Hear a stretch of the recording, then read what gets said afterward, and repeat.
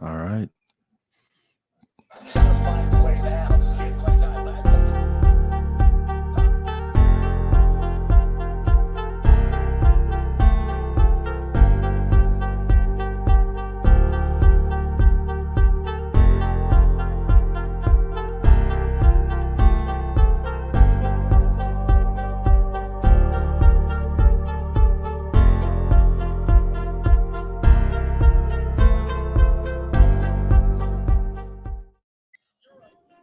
All right. What's up, Jake? We're All right, live, baby. we're live. Can you hear me okay? Yeah. I hear you perfect. You got me okay? Yep. Let me turn this volume down. What's up, right. everybody? Day 2. We're here, day 2. Day 2 and Bills are on the clock. Are they on the clock already? Yeah. All So they right, traded nice. back. They traded back in the first round. They traded to the team that has beaten them twice in the playoffs and gave the Kansas City Chiefs. The rich got richer with Xavier Worthy. 4.21 40 speed, blazing speed on the field. I'm sick to my stomach. Why would you do that? They should. What's the whole reason of doing that? There's no is They got an there extra fourth rounder, I think, Oh, in okay. the trade. So, they were able to come up a little bit there. Okay, all right. But still, that's like your rival. The pick is in already. All right, here we go. Oh, okay. Welcome everyone tuning in or watching the rebroadcast. Thank you for tuning in and hanging with us. Our first live. First live ever. So this is interesting. But yeah, day 1 was exciting, man. Day 1 was exciting. I had a fun time hanging out with you and going over that. That was the first time I ever watched the full first round draft pick. That was pretty cool. Who are we looking for? Some of the prospects today. Who are you looking to? I mean, we're looking for JPJ to go this round, right? High in this round, right? So the Bills are going to probably be AD Mitchell here or Ladd McConkey or Keon Coleman. I think they went back twice because I thought they'd get the receiver. Receiver's their biggest need because they lost four of their top 5 top targets. Stephon Diggs is gone. They pretty much have nobody left in the receiver room. So I think they're going to go AD Mitchell, who's like 6'4" from Texas, 4.3 speed, or Ladd McConkey, who's got the 4.3 speed, but more of a in the middle type. I think he's 5'11", right on there, or 6 feet. So he's, a little shorter. I think 180, 190 pounds, but pretty dominant in terms of separation. So I think that's who they go with.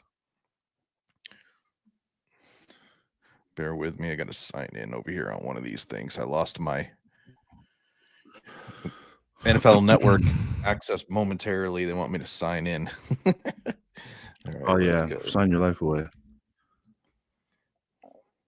Already knowing, brother. Yeah, yesterday was the Bears had a great draft class yesterday, or I thought they did. Picked up, of course, the golden child, Caleb Williams at number 1. Became our another number 1 quarterback pick. And my man from, let's see one thing. Hope this works. Have you seen the pick yet? Are you watching? Oh no! I'm just getting logged in on all the devices, bro. So just 1 second here. I think I'm gonna be live. So we're streaming on. Yeah. Welcome to you, Twitter followers. Everyone watching us on Twitter and Facebook, and also our YouTube channel. And by the way, before we get going here, and as you're watching, we'll probably hear this periodically as we go. We're actually looking to get 1,000 subscribers on our YouTube channel. So if you have the means or whereabouts to press that follow button and like button on YouTube, please help us out, man. We're trying to get to 1,000 followers on our YouTube channel so we can monetize that way. Maybe not get as big as Mr. Beast, but we're trying to get there eventually someday. The pick is in. Keon Coleman. Keon Coleman Oh, from Florida State. So it's the interesting thing about this guy. He had kind of a slower time in his 40, but dude is muscled up, super twitchy, touchdown machine, jukes everybody. He can return punts too. But he had a 4.61 40 at the combine. But Mhm. when he was running routes later, he had the highest timed miles per hour. He was over 20 miles per hour, and he was higher than these 4.3 guys as he was catching the ball. So his play speed was really high. Mhm. So it was just interesting. He had a really good broad jump as well. So just interesting that the straight line speed, especially if you're not trained on it or you just don't perform well in that setting, it doesn't always align with game speed. Okay. Who's up on the pick? Who's on the There's a trade. for the pick number, the second pick of the round 2? Yeah, Patriots traded out. Gosh dang Oh, that was your pick? it. Why do you think Yes. they did that? We need more picks. We have so many needs, and you're just resetting this. There's first rounders here available, so I bet you. Let's just see we'll see what we get from it. A little bit disappointing for us to trade because AD Mitchell is there right now. So AD Mitchell is one of the top receivers out of Texas. Everybody thought he was going to go in the first round. He's still sitting there. So we're going down 3 picks, and they get our 5th rounder. We get their 4th rounder. So, okay. We go up a round. But this pick might be JPJ right here. So because yes, the Chargers coming up. And again, what Harbaugh loves a dominant offensive line. That's why he went Joe Alt earlier, right? So he's got arguably the best left tackle. Probably not arguably. I think everybody had a consensus on that. And then if they get JPJ as a monster in the middle for him, they are going to be tough to stop there. And then protect Herbert. He'll also be able to run the ball, which will be really good for Herbert over there. So let's just see who he goes with here. Man, we're hoping it's Coach Kofe's kid, JPJ. He knows this, and he'll have called it. He in our group chat earlier. He was saying, "I think it's the Chargers." So let's see if it. It'd be a great program for him to go to as well. A lot of talent there. That's the exciting thing here, because normally at the beginning of the second round, you're going to go with a real needy team, like a team that's not that good. And for him to go to the Chargers, which is a great team on paper, looking really good with good coach, good players. Here we go. Here's the announcement. All right. Announced by Rolf, however you say his last name, was one of the old Chargers kickers. Man, I'm still getting my all my stream set up here.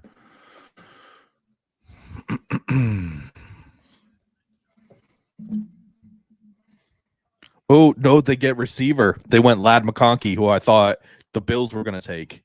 So they take the kid from Georgia, real shifty, 4.3 speed, dominates the middle of the field. Like in my head, kind of thinking of Wes Welker type of player, although might be faster than. So it was in terms of lateral speed in and out of his cuts. I think it was about as fast as Welker, but his 40 time was better. He ran a 4.3 in 5'11" and 5/8, so just under 6 feet. And just really good route runner, incredible separation on his breaks. So he'll be real dominant. So he'll be, for those of you fantasy guys, you might want to pick him up for Herbert being his best buddy, throwing to him next year. Yeah. Just think about, Wes was always open for Brady, right? And then he went over and played with Peyton at Denver. And so he used to kill us at the Patriots. That's why we traded for him. And so when we got him, and then Wes thrived in our system, and he was always open for us, and tough receiver too, until Julian started to ball out. And then Julian, Bill decided to trade Wes and not re-sign him. Mm. Okay, so I no love watching the fam JPJs. cam. Right. So next up on where he could potentially go, let me see. Carolina at 39. Mm. I do think potentially there.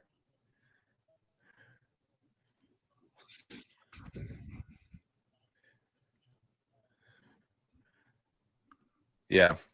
Yeah. Because we have, so the Patriots went to 37 with the Chargers, 35 is the Cardinals, 36 is the Commanders, it's Washington.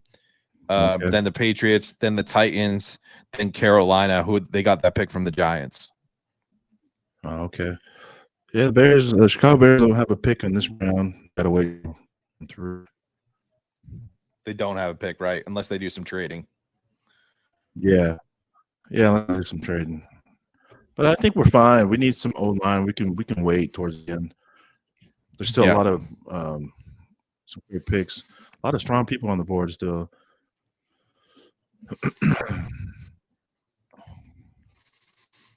Round 2, pick 35. Atlanta coming up.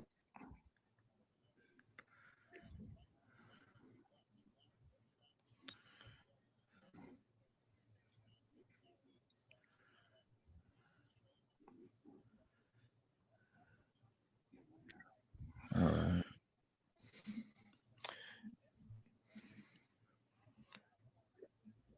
Wait, what is it? This another trade? Okay. There's another trade going on. So wait. Then the Falcons just traded up to 35.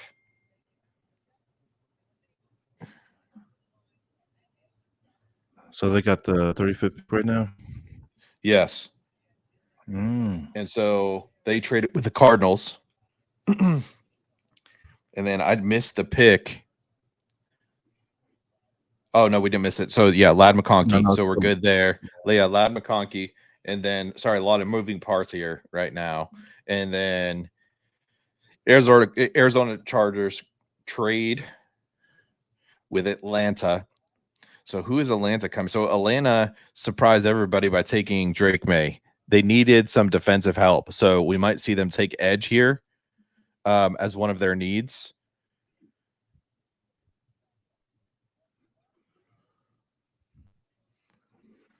Since they skipped out and, kind of surprised everybody again, signing Kirk Cousins for the $180 million deal. It's a 3 or 4 year deal, or at least I think 3 years before they can get out of it. And then they draft Penix. At 7, I think, is where they were. Yeah, the 7th quarterback. And you were saying out of all the quarterbacks that were taken yesterday, Penix looks the most mature and ready to start, right? Like he's older kid. Yeah, he's 24, or right around that age, and has played a lot in college. The consensus is he's more ready to go than some of the other guys that need to develop more because his footwork is good. He's super accurate throwing the ball, throws a pretty ball. Probably some of the evaluators were saying it throws the best ball out of all of these guys.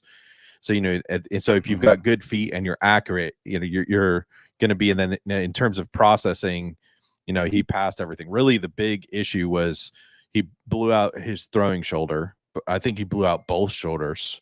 Then he also got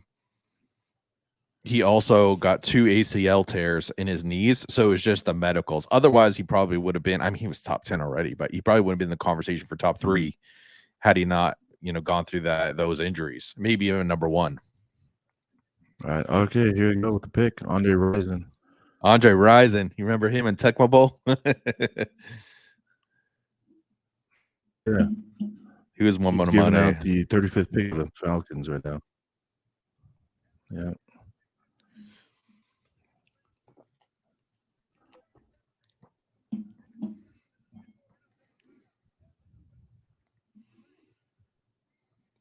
Here he comes. D tackle from Clemson. So one of the top D tackles. Now they skipped over Johnny. If we go to D line, Johnny Newton. So Aurora was, see where he was. He was kind of later in the round, early third round is where they were on the big board that I'm looking at. So they jumped over a bunch of other D tackles. He was the 1, 2, 3, 4, 5, 6, the 6th rated D tackle. Only one has been taken. So there's something about this guy they really like. But they get there, you know, looks like he kind of plays mean. Plays with some intensity there. They got their D-line help. Aurora, try and say that 2 times fast right there. Serious. Aurora.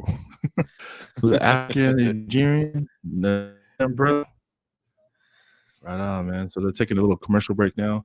You know, we were kind of talking about like the medical evaluations and how much they play an important role in like all these teams selecting their prospects, right? So they're going to be dumping a lot of money into these people, these athletes, these new people, these new athletes of hope. But we didn't see that last night. Latu got picked. He was the first defensive player. He was about to medically retire, as most people knew about him. And then he ends up being the first defensive player taken off the board yesterday, first round. Right. That was wild. So all these evaluations, all these teams are looking at the medical portion of it is pretty super important. Yeah, Jake? I mean, definitely medical or character concerns. Those are 2 big things that can just make you drop, right? So you're going to see like there's a D line out of Texas that he was that 360-pound guy, moves well, pretty dominant, like true nose tackle. Like a play just eats up blocks. So one of the big reasons why Byron Murphy, who got drafted early first round, right, or mid first round, why he played so well. He was he got pulled over smoking weed like 2 weeks ago. Jeez. So he was projected maybe first round, second round. We're probably gonna see him drop today. So just like the medicals, the character concerns can be, can affect these guys' paychecks. So which might be good for him because he's a 360-pound D tackle. So if he stays hungry and motivated, like, I don't want to wish money, lack of money. And I don't think weed is the worst thing that he could be doing. There could be far worse, things that he was doing. But when a team's about to invest millions of dollars of you, are you that type of guy that you have to go home at the end of the day and smoke? Like that's do you want that on your franchise? Right. And this doesn't happen to everybody, but what are the effects of smoking daily? Does that sap away some of your intensity to become better? Do you need it in your life? It's a fun thing. These are the questions the teams are asking themselves. So you're just going to see him drop when he is probably late first round, early second round talent. We'll see where he'll drop now. Hey, what's up, Lack? I think Lack, shout out to Lack, Arizona Cardinal fan. Thanks for tuning in, brother. Shout out to Lack in Arizona.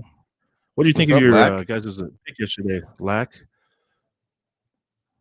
Mr. Lakato, very super talented artist in his own right. Y'all tap in, check out Lakato with all his different designs and things. Be sure to tap into my brother Lack over there in Arizona. Huge Arizona Cardinals fans from the land of Kiwi, transported into United States from New Zealand. Man, I'm just excited because I can't wait to see JPJ go off the board. Oregon, right? The best center in Oregon last year at Oregon. Alpha product. I'm wearing the hat right here with the P. Coach Alpha, Coach Will Kofi and his Alpha program out in Utah. Shout out to them. One of our main sponsors of our podcast. Y'all be sure to tap in to alphaacademy.org, nonprofit organization that helps develop O-line and D-line play. Be sure to tap in with alphaacademy.org. Man, this has been a long pick right here. Shout out to Commander's pick is in, though. Yeah, okay. See the missioner looking over. Who's this? Walking with him. Dale Green.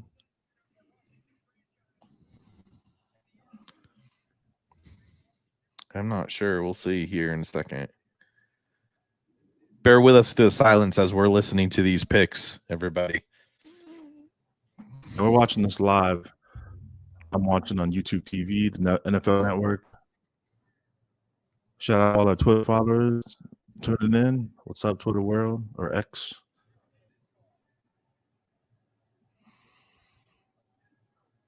Oh, they're going to retire Darryl Green's jersey.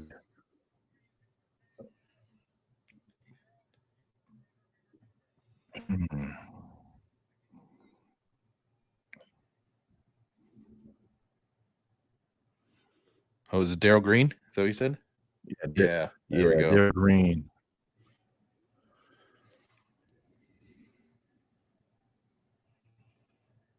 Shout out to Jake Longy, Coach Jake Longy. Shout out to you, Jake. What's up, my brother? Thanks for tuning in. Hey, you know what, Jake, Mr. Longy, Coach Longy, if you get a minute, dude, we'd love to have you jump on with us as we watch this live. Jake, do you have Jake's number? Send him the link. I do. Send him a tap in, Coach. Love to have your perspective here as we watch this live. Darryl Green retiring his number 28 jerseys for the Washington Commanders. We all know they should have been the Washington Redskins, but now we have the Commanders. Now he's making a speech. What about Detroit hosting the 2024 NFL draft this year? They came out full force, looks like. A lot of blue crowd in the crowd. Blue jerseys.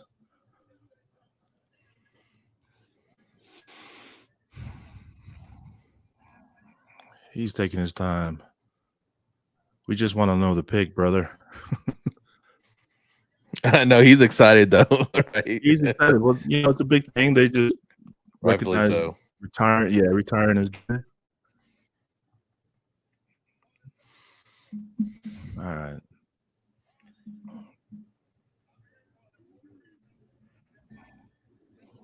Okay, let's get the pick, brother. Here we go.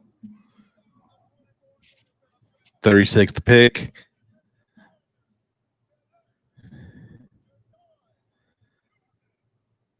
Okay, Johnny Newton goes D tackle out of Illinois. So this is the guy I thought would go in the first round, but this guy is just another pass rushing specialist D tackle, penetrating, can rush the QB pretty good, real strong, another muscled up type of D tackle, and yeah, exciting. He's there with his family. Bro is super happy. Good to see. So another one of those guys, look, 6'1", right? 6'1" and 5'8", so 6'1.5", 304. And you just look at him, he's not like a fat boy, right? He's muscled up. Right, looks solid.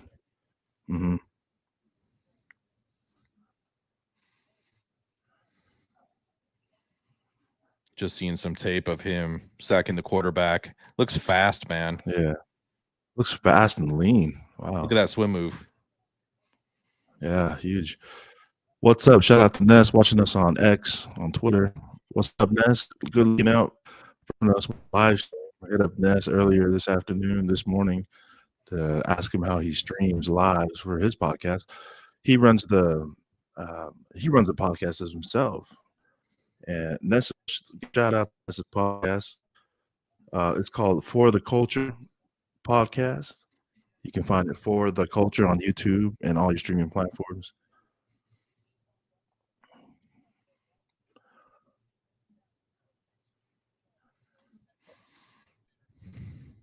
Hope I got that right, Ness. Please let me know if I said it wrong.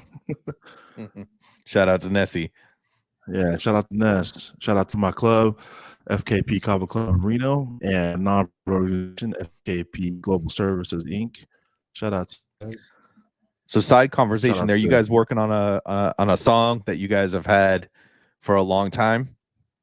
Yeah, so shout out to the boys, man. They're gonna release a song here, written by Tone Ness and I believe Juice and a few of the boys that just recording it. FKP Kava song.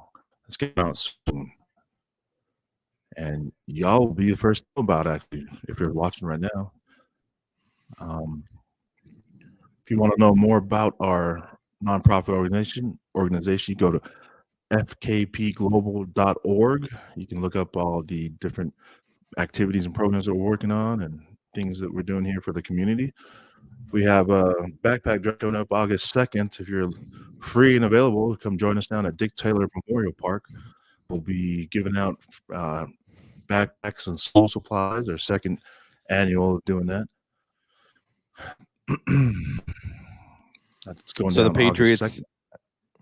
August 2nd. Yeah. So Patriots pick is in, and they Oh. take Jalen Polk, wide receiver from Washington. So you get Rome Odunze over there. You get their number one guy, but this guy was also part of that explosive Washington offense. Real great route runner. He's got good speed, kind of tall, just catches everything. So not who I would have picked myself with JD Mitchell still sitting there, but because I like his skill set on tape more so than him, but this guy can be our X receiver. So I'm not disappointed with the pick by any means. We need a wide receiver here. He was one of the top wide receivers on the board. I'm okay with it. Okay, nice. Continue pick. I do think it was early to pick him though, but really, yeah. Still too much money. There's a lot of money on the board still. A lot of money. Well, I do think there were receivers ahead of him that I liked better, but apparently he was probably really high on their board. But there, just I'll give you an example. The guys that still were was AD Mitchell,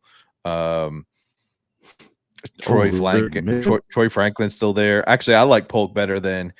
Yeah, I mean, so for taller receivers, I still like AD Mitchell better, but there was probably two of the taller guys left that could run, good route runners. And the upside with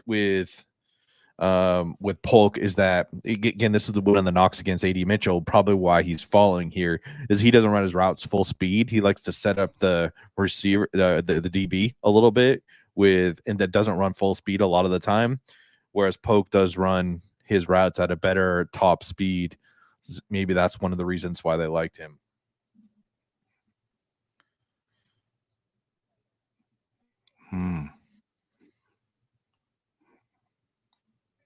Interesting. Yep, and we're in commercial there. If you want to kind of go back, what were we saying about August 2nd is when you're doing what were you doing there? Yeah, our Kava Club's hosting their second annual backpack drive event going down August 2nd at Dick Taylor Memorial Park. Last year was a huge success. We had over 500 families come out and join us and receive free backpacks and school supplies for the year. And so, yeah, we're just running it back again this year over at Dick Taylor Memorial Park. We have some interesting interactive things to be planned to be there this year.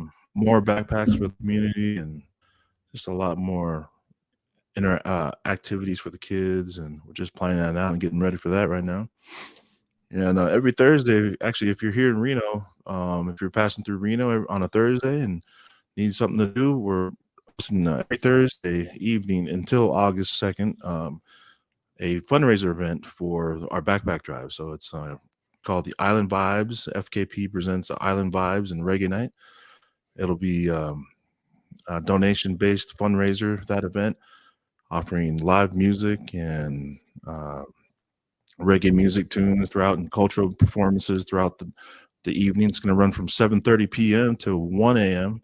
So if you're in the area in Reno and like to stop by for some good vibes and music, hit us up, roll on through. It's going to be at the Musicians Rehearsal Center in Sparks, Nevada. So that'll be a nice community event. It's open to all ages and communities. We'll be serving cultural kava drink, the kava drink that we all love and adore. and some people will be there to perform live.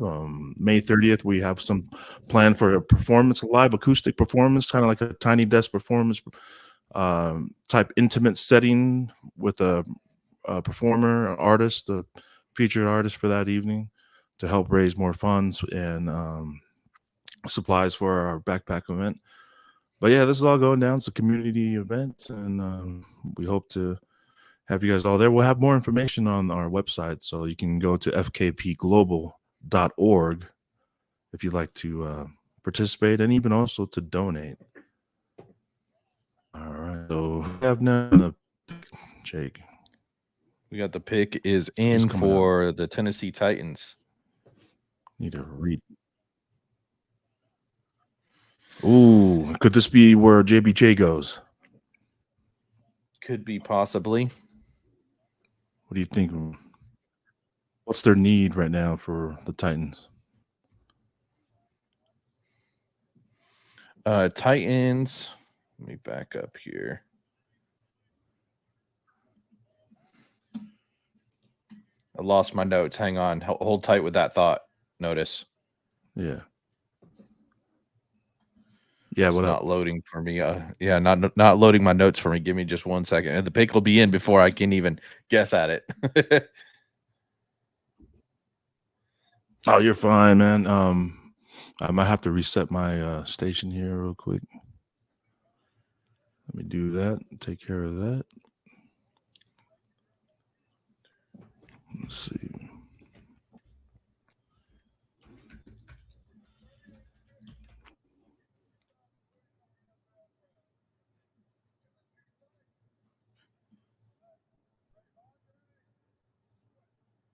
Oh, wow. So Vondre Sweat, the D-line from Texas, who I thought potentially there were some character concerns. Apparently not enough for them to be worried. 6'4" and a half, 366. Dude is a people mover. Just eats up blocks. Real athletic for his size, too. Were you able to hear me through all that? Notice? The connection went down for me. Sorry, I apologize. All good, all good. So remember the guy I was telling you that got caught smoking weed? they just drafted him. Jake. Hey, Oh, really? And speaking of Jake What's would up, probably Coach? be able to give us some great insight on Vondre Sweat, beast of a man over there. Coach, I like your background over there. Looks good. appreciate it. Did the day 2 start already? Yeah, so day 2 Titans just took to Vondre Sweat. Oh, so nice. he just went, who I was worried maybe he was going to drop a little Yeah, bit it just more, started but up. you know, he got caught just being a young man, having a little fun. But it looks like the athleticism and the beast of a man can play nose tackle, throwing people around. It looks like they couldn't pass that up. Yeah, he's different. He's every bit of 6'4", I think around 360-ish, maybe even a little heavier, you know, but super athletic. I think in high school, his junior year, he was probably about 260. And we had recruited him to play 4-eye for us because of the defense that we had at the time. But I knew that he'd eventually slide inside. So I always kind of envisioned him as a 3-tech nose tackle. I thought he'd eventually be 320. I didn't see 360 coming. But he was super athletic, and he actually had a chance to leave for the draft last year. Decided to come back. Ended up winning the Outland Trophy. Raised his draft stock. Really kind of just proved what he could do, because I mean he played for us as a true freshman. Like, we saw flashes early on, and so he finally put everything together. And the off the field stuff is just some things he's gonna have to grow through and prevent. He's got to be careful with his decision making and the people that he's around. But man, he really is a good kid. Yeah. Yeah, and I tell you what, man, what the league doesn't want is for him to get like to be like a fit 340. Yeah, Right. Yeah. So that's what I was going to ask you about. So do you think he stays at 360? Do you think, because it does seem that he holds that he's not it doesn't seem like he's out of shape. It doesn't seem like he's got a whole lot of fat on him either. Like he holds that weight well, but you're saying he loses 20 pounds, unstoppable at that point. He'd be all muscle, right?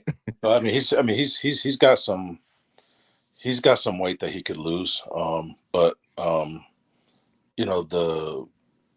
he's gonna they'll put him over the center. They'll ask him to eat up both A gaps and take on double teams so the other guys can make the tackles. But like he's gonna be a linebacker's best friend, but he's gonna be able to pocket. He's gonna be able to push the pocket and but I think like I don't necessarily think you're gonna have to pull him all the time.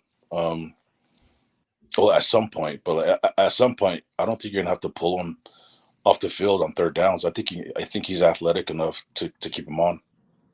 So but can stuff the run and rush the passer, huh? Or eat blocks at least and free up his guys. He can definitely push the pocket, and he can get some pressure in the backfield. But I think if he says shed some of that weight, that might help. But like, I mean, people they're going to expect him to shut down the run, and he's so athletic, he's so long. Like even when he doesn't get to the quarterback, it seemed like he had 1 million batted passes for us at UT. So, but yeah, having a good mentor on the D line would be good for him. Just to, I think whether you're moving up to high school to college or college or pro, you need someone to show you the ropes and see and show you how it's done. And but also too, like that's awesome. Yeah. But but if you're going from high school to college or college to the NFL, you also, from his family standpoint and his agent standpoint, you also hope that the team that gets him has the right coach, to coach him up and to mentor him, and that can connect with him, on a human level, not just as a commodity. You know what I mean? Like, right. Yeah. There's coaching changes over there too. They got a new head coach over at the Titans, so I'm sure his agent and his family want him to find somebody to latch onto, to give him some framework to really, to play up to the potential, which he could, you could probably see him being one of the best nose tackles in the league, for the next 10 years or so. Given the physical traits and his weight size, that those God-given traits that he's been given. Amazing that he put. So how much time did he go from 260 to 360? How many years was that? Well, that 260, that was like his junior year in high school. Okay. Yeah, but he has a big frame. He has and at the time he was a junior, he was about 260, but like he was all muscle, but his genetics, obviously determined that he was going to be a 300 pounder. Maybe a bit too heavy right now, but like, even Vita Vea plays really heavy. You know what I mean? And so, I mean, that's what those nose tackles are there for, but me personally, I'd like it if he was in the 340 range, gotten in a little bit better shape. But I tell you what, man, that kid's athletic. He's definitely athletic, and never really gotten into like bad trouble when he was at UT, except for what happened afterwards, and the alcohol thing. That's just something that he's gonna have to address and grow through. Man, thank Right. you again for. You know what? Just let's do this proper. Let's give Coach Jake Long here a little proper introduction. First of all, thank you everyone for Yeah. tuning in, and thank you also, Coach, for just hopping on randomly, radically at this time. And we have the pleasure of joining us here on this live look as we watch the 2024 NFL Draft Party. Coach Jake Long, he's a football evaluator and a recruiting consultant. 15 years of player personnel. Veteran, so he has experience in the college world. You know, he's worked with a lot of these athletes that are are in the NFL and looking to go in the NFL today, right now, during this draft. And he's also the owner of the First Down Recruit, owner and CEO of First Down Recruit. And you know, he's worked with he's a veteran coach from Texas. Are you currently located still in Texas, Coach? Yeah, still in Austin. Yeah, luckily Awesome. I never had to move. You know, almost 15 years in college football, never moved. So Yeah, so ladies, we have an expert consultant with us here on this, just randomly hopping on with us to join us on this watch party. So thank you, Coach, for being on with us. Thank you for taking a little bit of your time and joining us here. And it's a great treat to have you here with us. No, yeah, you bet, man. I just happened to jump on social media, saw you guys were on there. Oh yeah, Yeah. Our first live, Coach. So bear with us today. Oh, so No, all good. That's all Spencer. Good. Spencer Dr. Bell just wrote in. Said, let's go Pats and let's go Bears. Right on, Spencer. Thanks for tuning in. All right, Spencer. Any thoughts from some of the Polynesian players that were drafted yesterday, whether it be Fuaga or some of the other O-line or Latu going? You have any thoughts there? Did you follow any of them in their college careers? Or probably a good chance you might be related to one of them, Coach? Well, I know with Latu, like he was super talented out of high school. I had reached out to him and his dad. I didn't recruit him because he shut us down pretty fast. but you know, I appreciated that though, you know, because he admitted that he was pretty locked in with the Pac-12. He didn't want to leave the West Coast, and so he didn't waste my time. You know, so I appreciated that. You know, a lot of guys, you know, they want to drag it out. They want their asses kissed. He knew that where he wanted to be.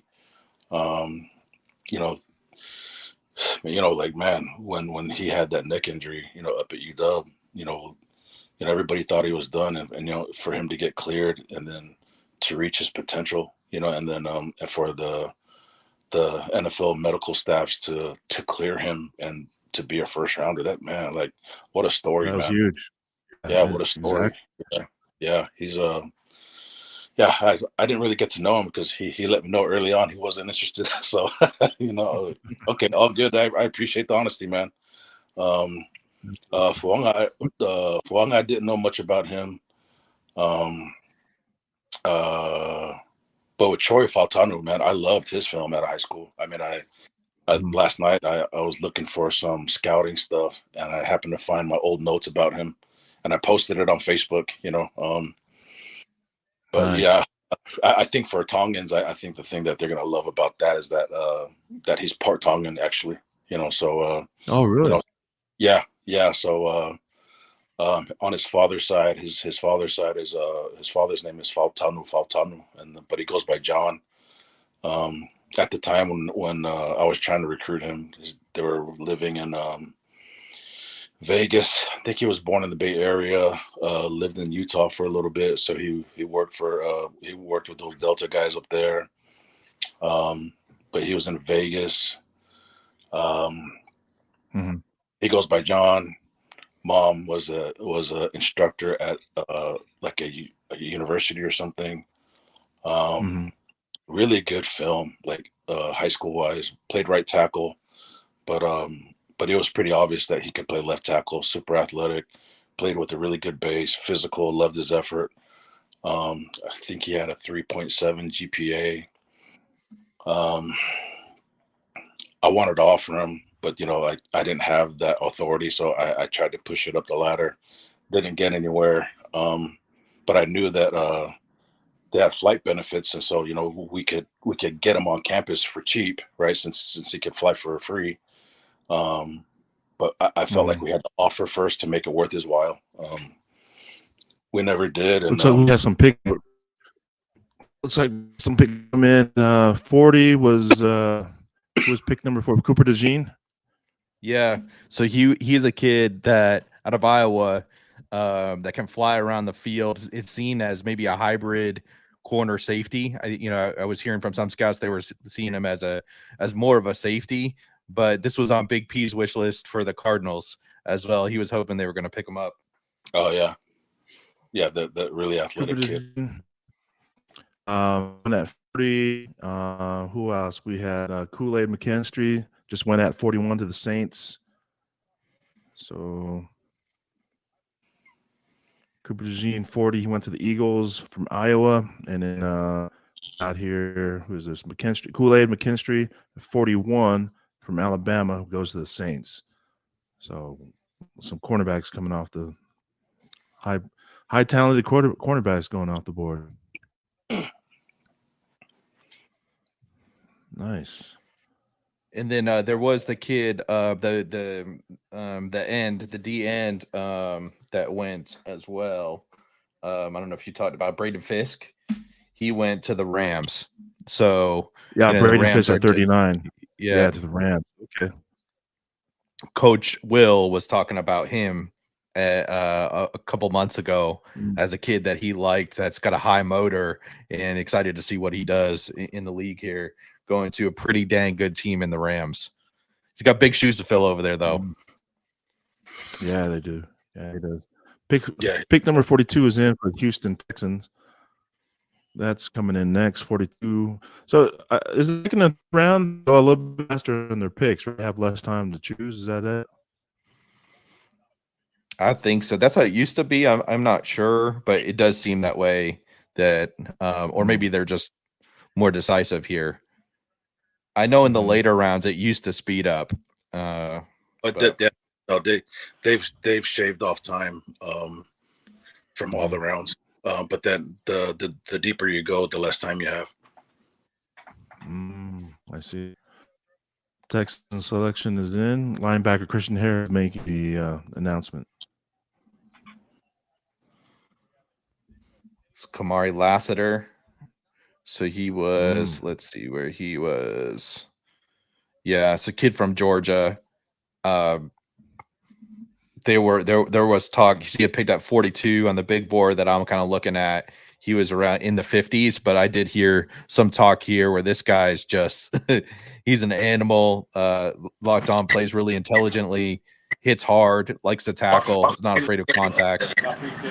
So yeah, they're saying they're right in the screen group, real tough guy. Leader on the defense, so they got a pretty good pick over there. Tonga, what's up, man? Yo. What's up, y'all? I'd like to welcome Tonga to the broadcast for the live stream NFL Watch Party. What's up, Tonga? Out in Dallas, Texas. How you guys doing? Good, man. How are you? Good, man. One hell of a first round, right? Yeah, that was crazy. Crazy first round. A lot of quarterbacks going in the first round. Yeah, I was just in Euless last night. Tonga with a Cowboy shirt. Did? Oh my gosh. Jake, what did they think of the Guyton pick? Your everybody that's on the Dallas fan wagon over there. Were they happy with the pick? I don't know. I'm not an NFL fan. I mean, like I don't follow, but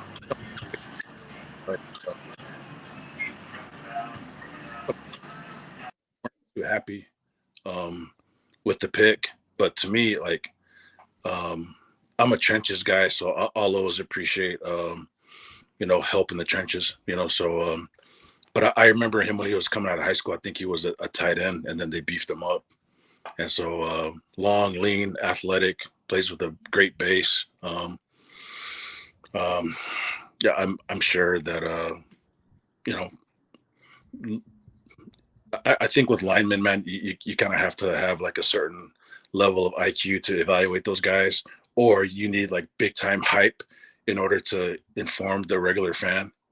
So linemen aren't always a sexy pick for fans. You know, they always want the skill guys or the DBs or the backers or whatever. But like,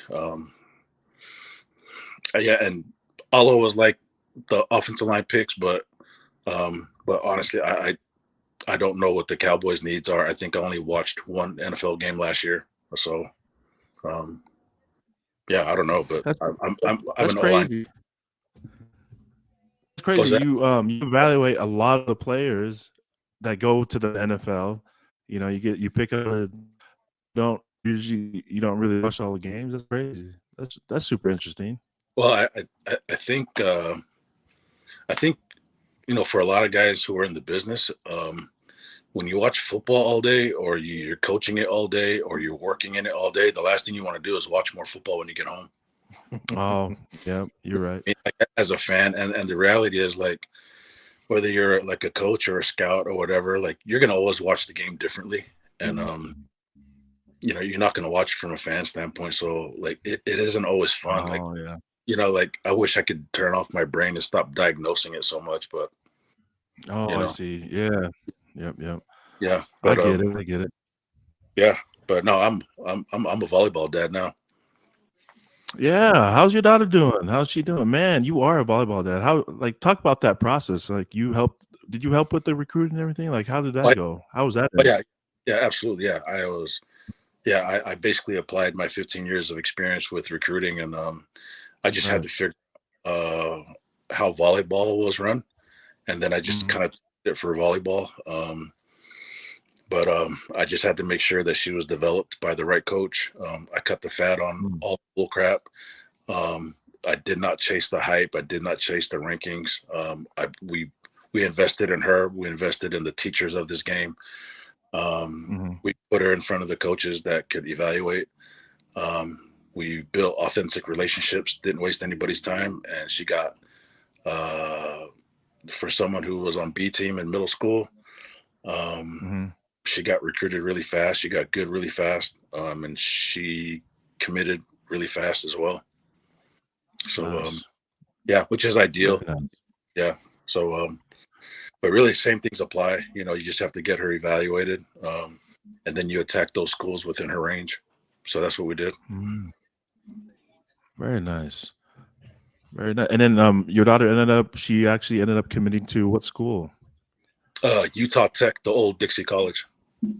Oh, okay, nice. Yeah. Great. Hey, Yeah. they have a great program. They've always had a great program down there. Yeah. Yeah, so they're D1 now. Yeah. Straight I up. think they D1 for like 3 or 4 years, and you know, she grew up here in the Austin area. Didn't grow up with LDS people. Didn't grow up with Polynesians. Didn't grow up with family. We started breaking down what she's looking for in a college experience. She said, family, Polynesians, LDS people. And I said, you want to go to school in Utah? Yeah. And she said, you know, those are the people that I relate to. And I'm like, okay, let's do it. And then, you know, it came down to a handful of schools, including Texas schools, but it came down to 2 in Utah.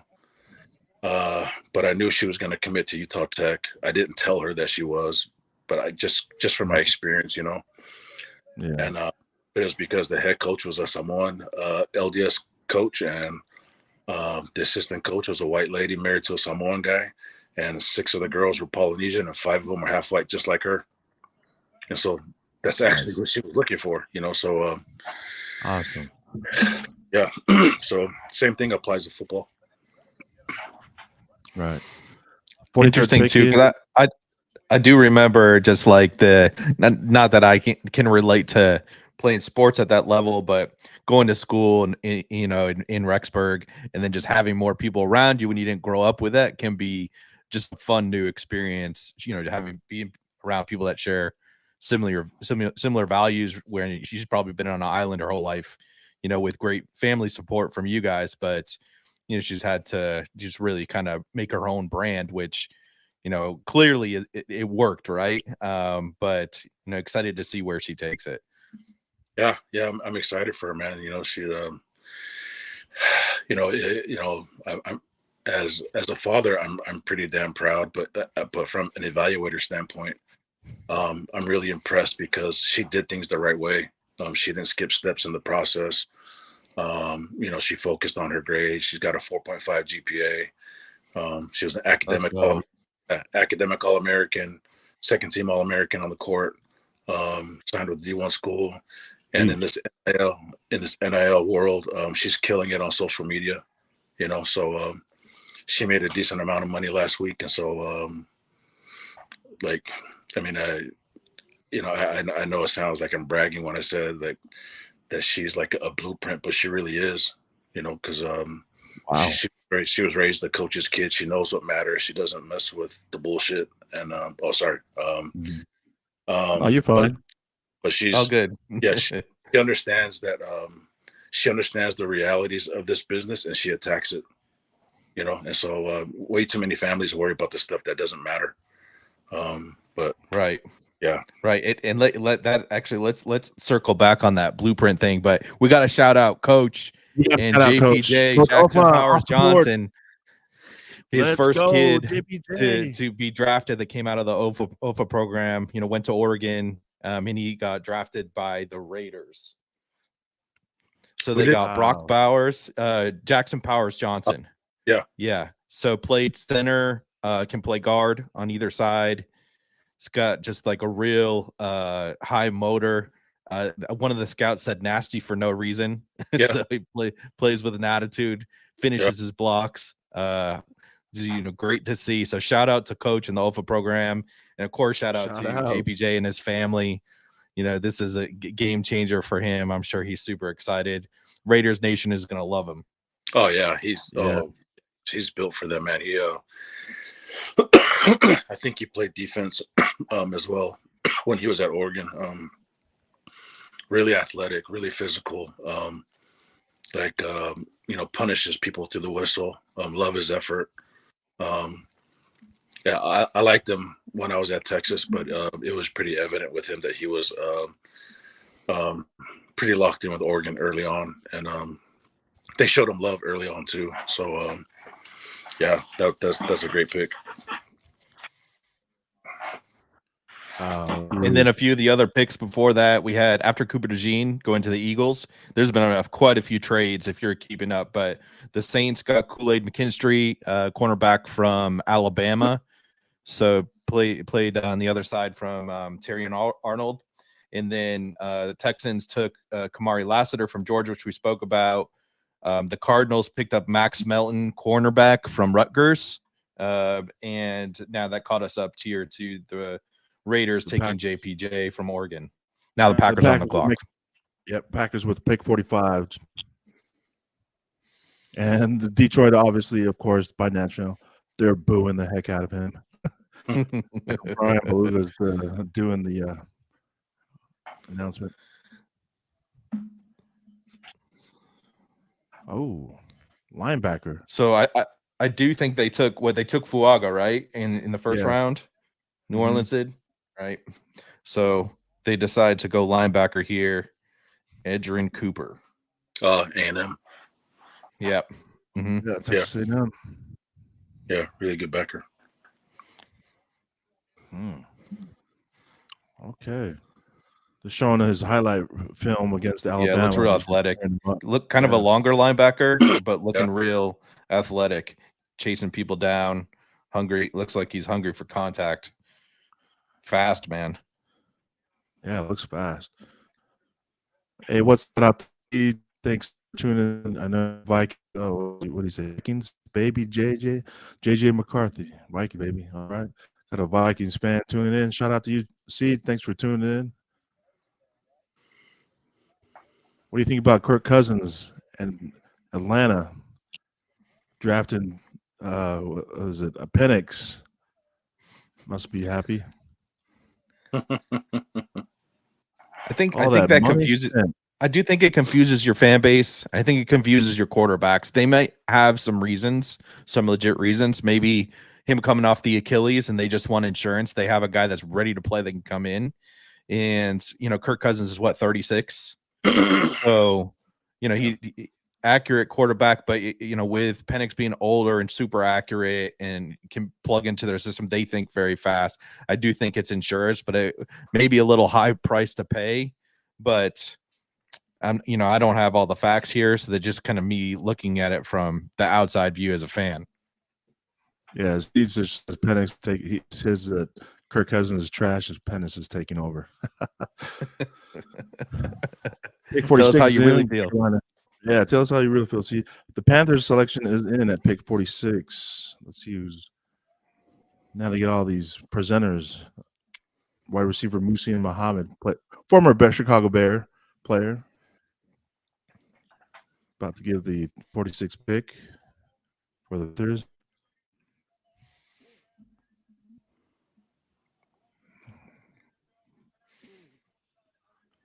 Let's see. So while he does that, Coach, have you thought about that? So like when you were talking about the blueprint of how to let your kids that want to play sports find it on their own and then find it in a successful way through NIL, through good moral character, and then in finding where they want to be and then finding a good program, that can be super important for I think a lot of, especially in the Polynesian space where you have a lot of athletic kids. Like the amount of kids that are athletic that come out of Polynesian families is just incredible. So have you thought about taking that blueprint as something that is more you can coach other families along those same lines, or where are you thinking to take the blueprint that you've come up with for success? Yeah, I think I can educate families on like what's worked for us, what I learned while I was still in the game, because I was still in college football when NIL was coming down the pike, so so we were prepping for it, we were ready for it. I understand the resources that it takes, but I don't think people understand the realities of NIL, and because the reality is, the big programs will have the resources to support NIL, but the reality is NIL is actually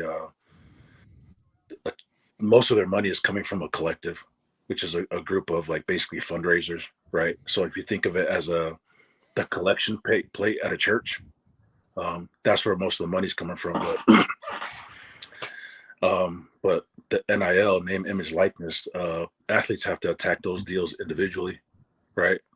But if you're getting a big chunk of money, but from the collective, and so you think that you don't have to attack the NIL part, at some point your days in college are going to be done, right? So that means that collective money is going to be over. Yeah, that collective money is going to be done, but your name, image, likeness, your brand, that actually carries you through life. You know what I mean? And so that can help you with, like an NFL career or, a pro volleyball career, but it can also carry you through your career after sports. I think a lot of people think they can finesse, the NIL space, but the reality is your brand is who you are and how you live every day. So, Right. Just like coaches,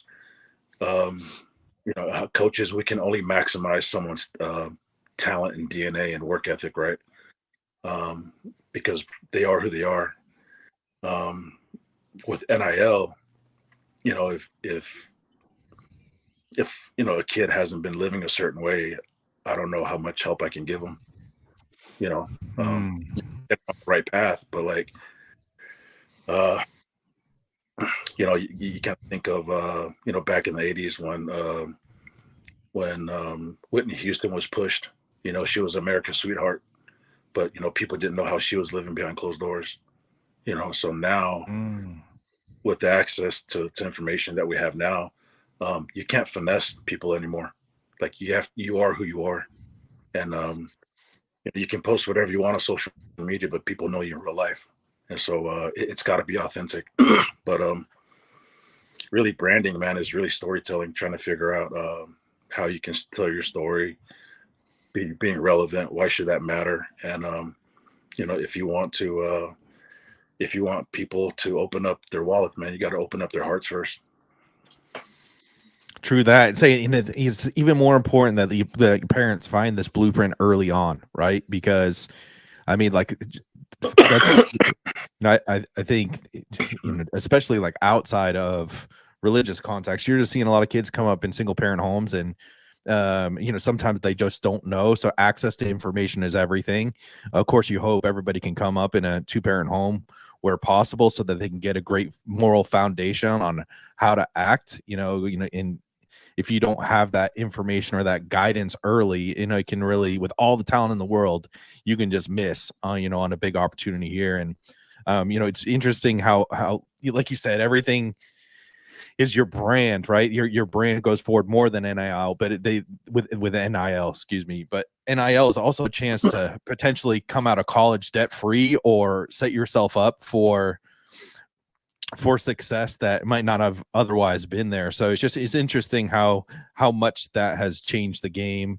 And then of course with social media, how much of an influence that has in, your partnerships going forward. But you're right. You can't, and lucky for us, right? We didn't have everything recorded growing up. So gave us a little bit of room to find ourselves and make wrong decisions. There's not much room for that anymore in this day and age where everything is recorded.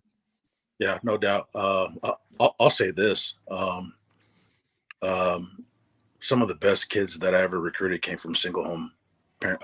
Really? Parent. Absolutely. So like, I don't buy into that narrative. I buy in. You love to hear that.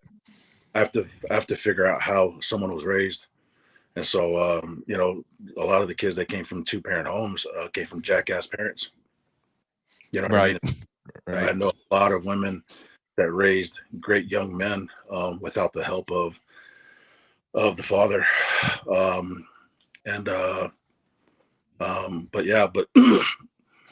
But your brand is your brand. That's who you are. You can't fake it. Even if you can finesse people for a little bit, you'll get exposed at some point. But yeah, but it's definitely a good thing for athletes to finally get a piece of the pie. Yeah. Coach, another Texas guy comes off the clock here. We have Jonathan Brooks going to the Carolina Panthers. Awesome. They need help over there too. Yeah, he's a longer running back. He has better long before the ACL. He's not as stop and go as Bijan Robinson was, but I think he had better long speed. Taller running back as well. He to me, he looks like a safety. But really, so you say long speed, Coach? Like how would that benefit him? You like home run hitter for touchdowns? Is that where you're saying there, the long speed? Yeah, absolutely. Yeah. Because like if you don't have a running back with long speed, you're gonna leave touchdowns on the field. Because that last person, that last line of defense is gonna get him. JB, he'll outrun that guy. And but interesting story about JB. One of our analysts found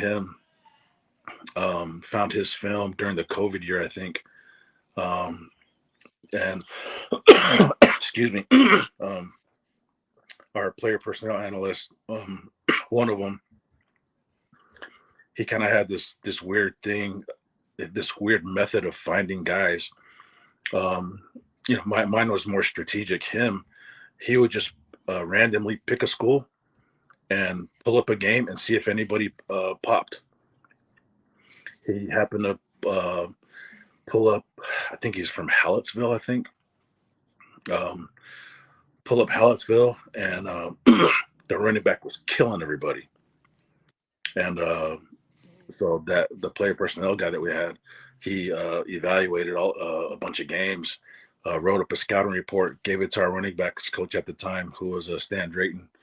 And Stan Drayton, he coached in the NFL. He coached up Ezekiel Elliott at Ohio State. He's the head coach at Temple now. Film was good. We offered him. I think we were his first offer. I think we were his first offer for a long time. But because of COVID, no coaches could go see him.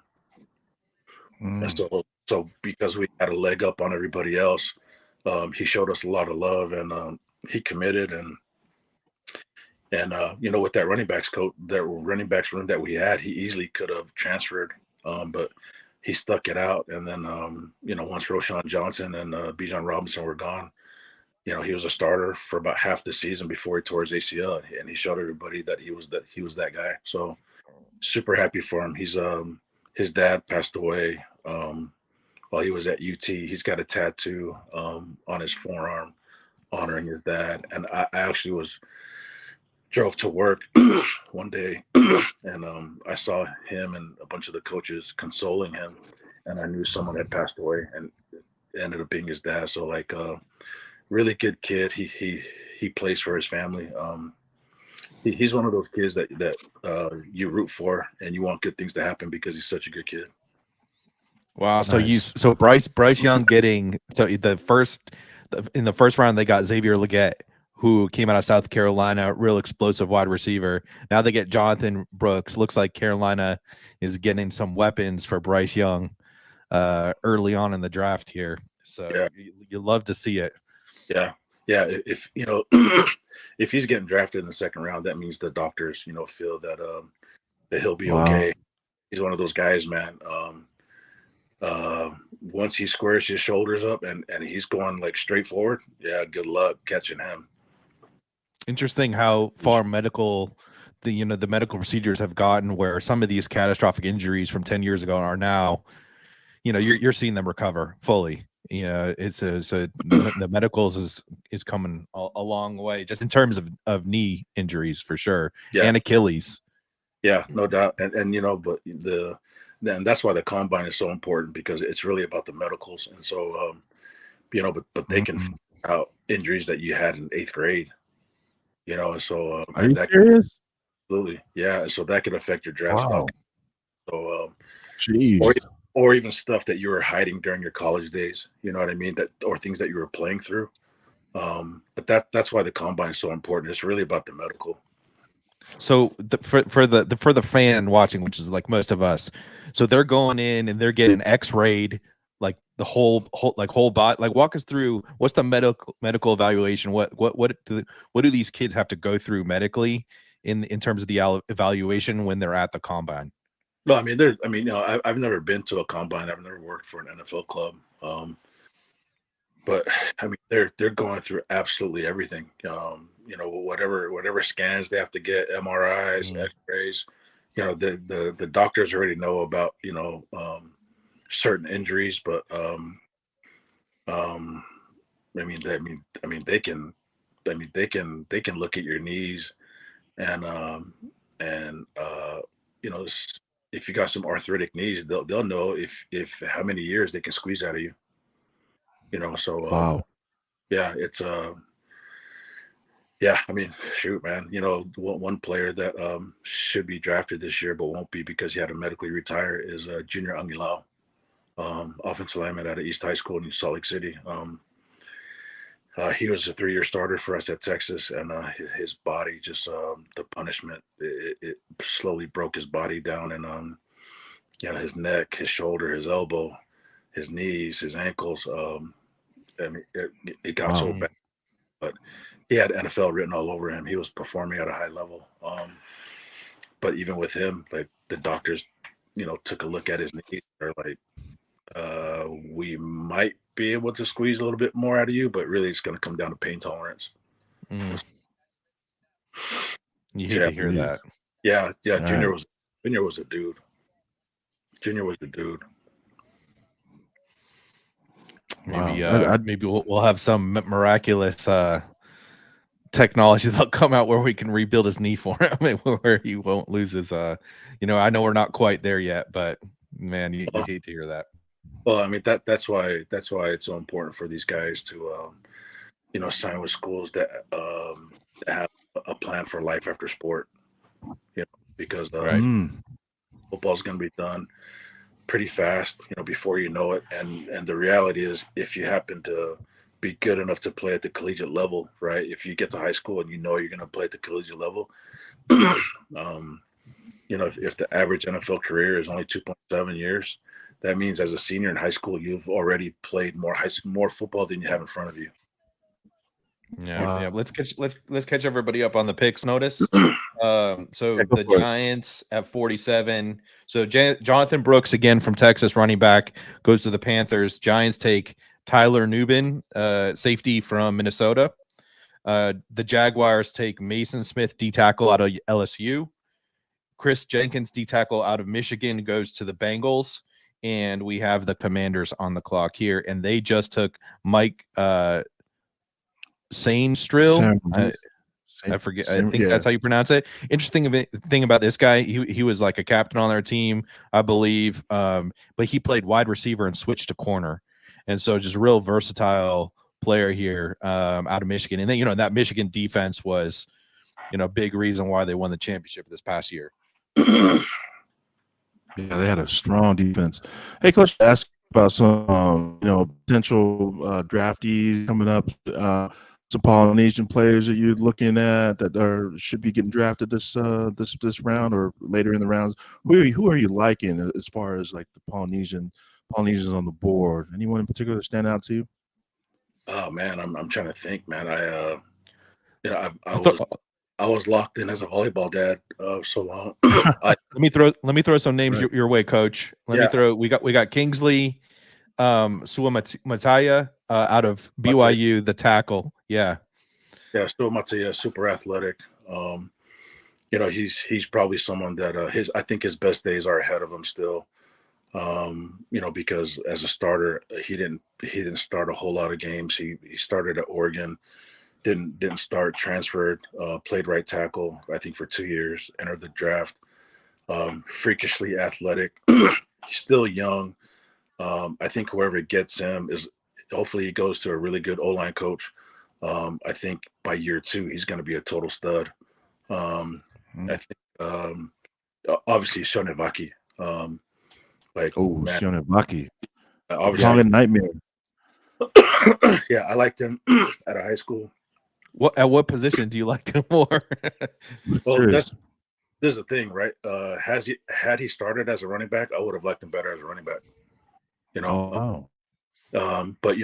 But he has more safety tape. I think with him though, coaches have to view him as a weapon, where you can be a special teams guy, defensive guy, but I think if you want to create certain packages for him, kind of like a Troy Brown at the old Patriots, where they got creative with him, so he's a weapon, man. Yeah. I liked him out of high school, but he said he was going to go on a mission, so I knew we weren't going to be in the running for him. And then we got another real sleeper pick that I kind of found on Twitter, and some of the evaluators have been on him earlier, but he's out of British Columbia, Giovanni Manu, right? Real athletic guy. Have you seen anything on him or heard anything about him? I've seen workout videos. I've seen the numbers athletically, because the NFL, college is like this as well, but especially the NFL, they're looking for traits, right? So they're looking for size, athleticism combinations, and his are freakish. And so, especially straight with up freak, with Jordan Mailata, everyone's kind of trying to turn over every stone to find that next guy. But he's definitely someone that's worth bringing in, and I wonder if he'll end up sneaking into the 7th round because he's so athletic. That'll to watch. Yeah, I've seen a couple teams now, the Patriots being one of them, where they're kind of in both on Kingsley and on Manu. So interesting to see to draft them. So it's been on some people's boards, late on the boards, and if he were more well known, I think he'd be higher too, given his athletic traits and everything. I just don't think, maybe here, but you just didn't hear much about him until about 2 weeks ago. I started seeing some of the teams kind of talk about him a little bit. Well, yeah, I think on social media teams found out about him, but I've known about him for a while. Athletically, he's so NFL teams were ahead on this probably. Yeah, way ahead.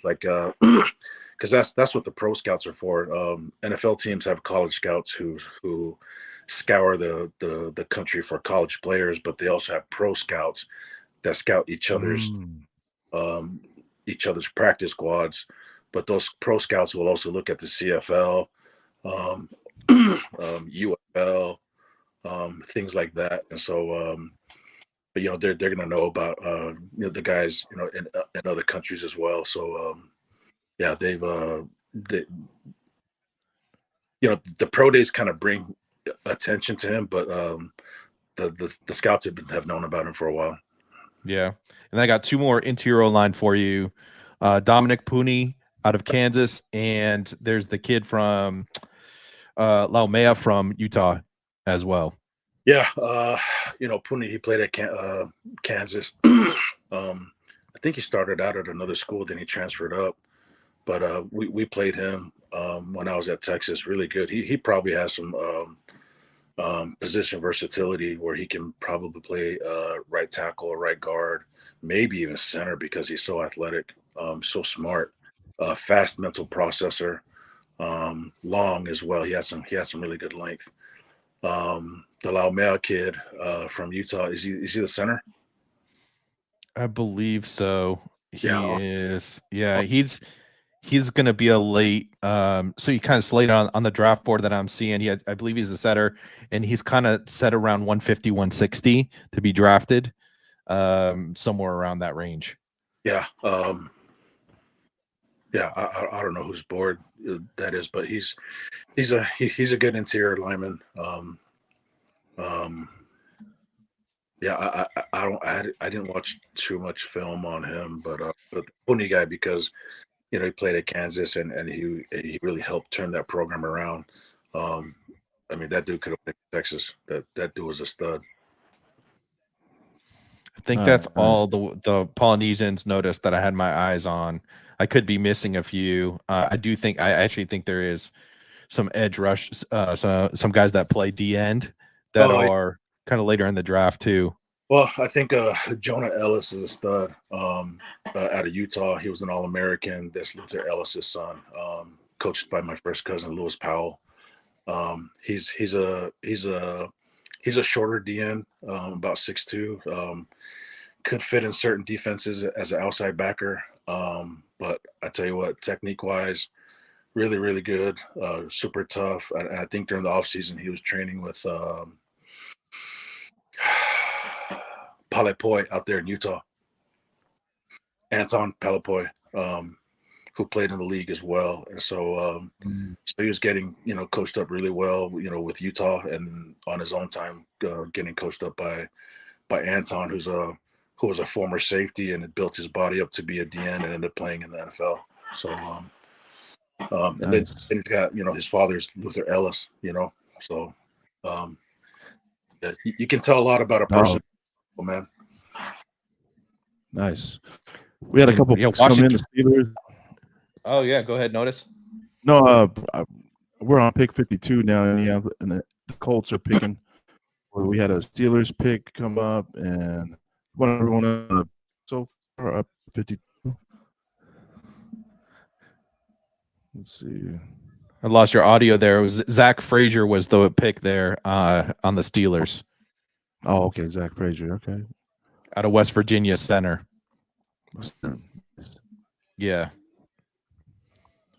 Now the Colts are in for their pick at number 52.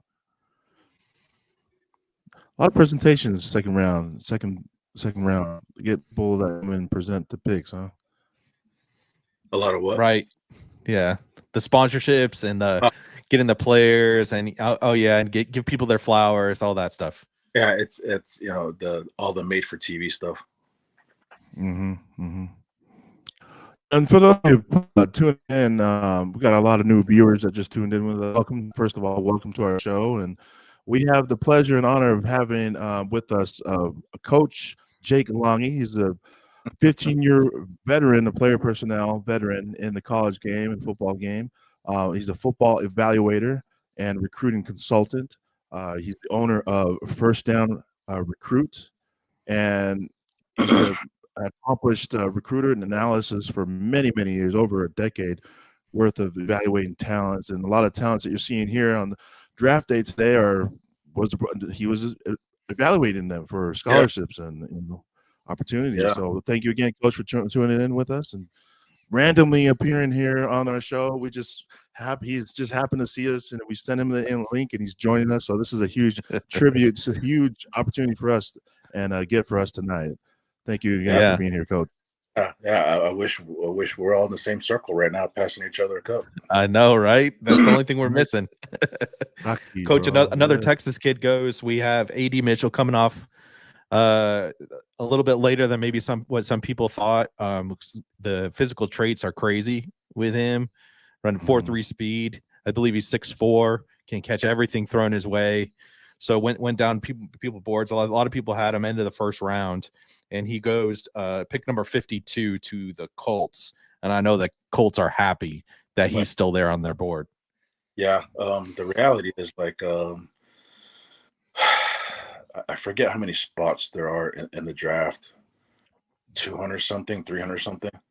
But because of sheer numbers and limited number of slots, even if you have a first round grade, but if there are 50 people that have a first round grade, that means 17 will be left off, but dude's a game changer, man. Dude's a stud. I wasn't there.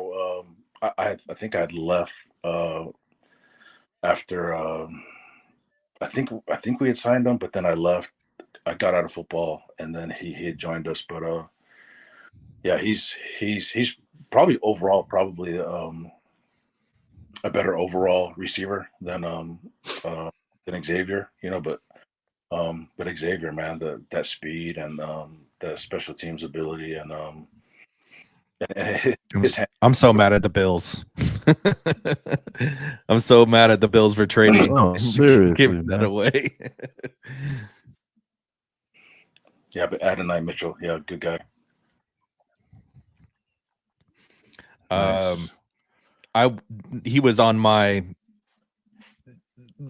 wish list for the Patriots to draft. We ended up taking Polk from Washington.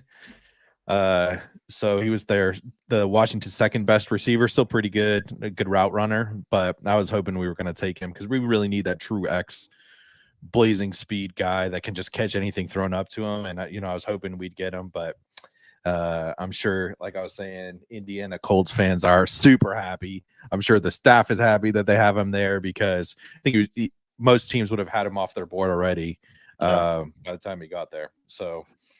Yeah, I'm disappointed, but I'm sure the Colts are happy. Yeah, no doubt.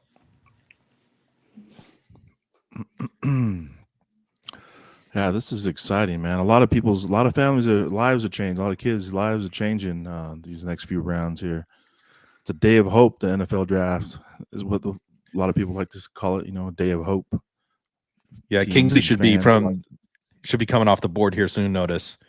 Really? So I think a lot of big boards. I think he's right around here. Is where he'd be going. I had him going in the 40s. Kind of where again the big board I have is not necessarily very accurate, but Right. like Jake was saying before, he's also on my wish list for the Patriots here. I love his upside, and we need a left tackle. We both of our we have we really need two tackles, but let's start with left tackle to protect Drake May. I'm pretty happy with that pick, Jake. Drake May. We really need quarterback. I know he's got a lot of work to do, but I'm excited for us to move on. We haven't been in pick 4 in about any time that I can remember, other than we had the first round pick for Drew all those years back, but I was 15 years old when that happened. Yeah. So it's been a long time since we've had to draft high like this. So I'm excited to have Drake May. Yeah, I've got two former colleagues that work at North Carolina under Mac Brown, and they had reached out to me for some recruiting questions, and I just happened to ask them about the QB, and asked them legit. They said totally legit. So super competitive, ultra leader, athletic, accurate arm. And so they obviously underperformed on the field, but that's why I believe that it's about the individual. It's about the team as well, Mhm. but the individual traits have to contribute to the team. So I'm not necessarily going to knock an athlete because he played on a bad team. Mm. Right. And then he didn't even have Tez Walker, his number one receiver, for like 8 games this past season. If you turn on his freshman tape, it's crazy when he had a good team around him. And Yeah. then as he started losing some people to the league, and team wasn't quite as good, and different coaches, and but in my eyes, I think he still played pretty well. I'm super happy. We'll see what Gerard Mayo and team can do with him up in the Patriots. I hope they take their time a little bit and really let him develop. I'm of the mindset, I don't think, we see high turnover of quarterbacks in the league. I think there's like a 30% chance, 20 something percent chance of first round quarterbacks making it in the league over the past 20 years. So I hope he has a chance to develop if that's what he needs, rather than just being thrown out there. I'm a fan of where possible, quarterbacks getting a chance to kind of sit back and learn. Yeah, For me, I'll always want to know who the QB's coach is. There's a high percentage of what's the word? What's that word called when people hire their own relatives? Oh, nepotism. Nepotism. The NFL has a big nepotism problem, and there's a lot of guys that score jobs in the league who might not be totally qualified just yet. And then but then all of a sudden you draft someone high, then you expect that unqualified coach to make that guy better. A lot of times these so-called busts aren't really busts, man. They just happen to go to a coaching staff that wasn't equipped to develop the guy. I know the feeling, being a Chicago Bears fan, what we had with Justin Fields. Yeah. So a player could have all the talent in the world, but if they don't have a coaching staff that puts them in a position to win, how do you? I don't know. What's the mindset behind all that? I mean, there's a million ways to skin a cat, right? But I think it comes down to football IQ, the coaching staff, and can they figure out how to put the guy in a good position to win, right, and make plays. Sometimes it comes down to the player's mental processing ability. Kind of the whole saying, built like Tarzan, plays like Jane because he thinks like Cheetah. That's a good one. Yeah, because a lot of guys that don't quite pan out at whatever level, a lot of times it's because they're just a tad bit slow with the mental processing, right? And so the game moves so fast. If you don't choose guys that can mentally process fast, you're going to be in for a lot of trouble. So for me, it isn't necessarily about a guy's GPA. It's really going to be more about his football IQ and if he's like, I kind of use the analogy of, is he a good? Would he be good at Jeopardy? Because Oh wow. Yeah, people on Jeopardy, they fast as well. Wow, there's a lot of there's a lot of things that go into this game of football, right? I think a lot of times we forget that it is a game, and it does take some kind of sense and some mental processing to be able to perform and execute on the field. I think a lot of people forget that about that aspect of the sport or this game that we watch and love. But yeah, that's a great thing. A great comment had there, Coach, about that. Yeah, it's mental processing is an aspect of the game that won't really know the realities of that aspect unless you're coaching him. But that's why football camp or colleges are really important, because coaches how a person reacts in a chaotic situation, in a fast environment. There's a lot of stuff going on, a lot of yelling. There's a few years ago, there was a guy that a defensive lineman that I liked, and but man, he came to our camp, and every time the D-line coach told him to do something, and where there was like a club rip, but they start with your right, he always started with his left. And we were like, okay, was that an accident, or did he not hear? Then you go through it like multiple times, and you're like, what's going on here, right? And the reality is that coaches will not spend a whole lot of time trying to figure out why you figure it out. They're gonna take snapshots of life, and they got to make a decision whether that's not fair or not. They don't have time to figure it out. You have to be.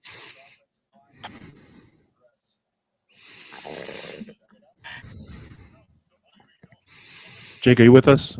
Yeah. Okay. Both Jakes. I'm sorry, Jake Smiles. Man, so we let's see, pick 55. The Miami Dolphins are picking right now. Their pick is in.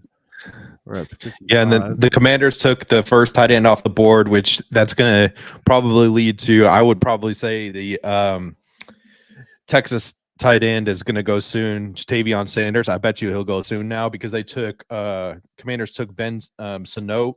I think that's how you pronounce his name, from K-State. Move tight end, real athletic, can catch the ball. You can put him in motion. Michael Hall Jr. goes to the Cleveland Browns D tackle, which is just another one of those pass rushing. He's a pass rushing specialist.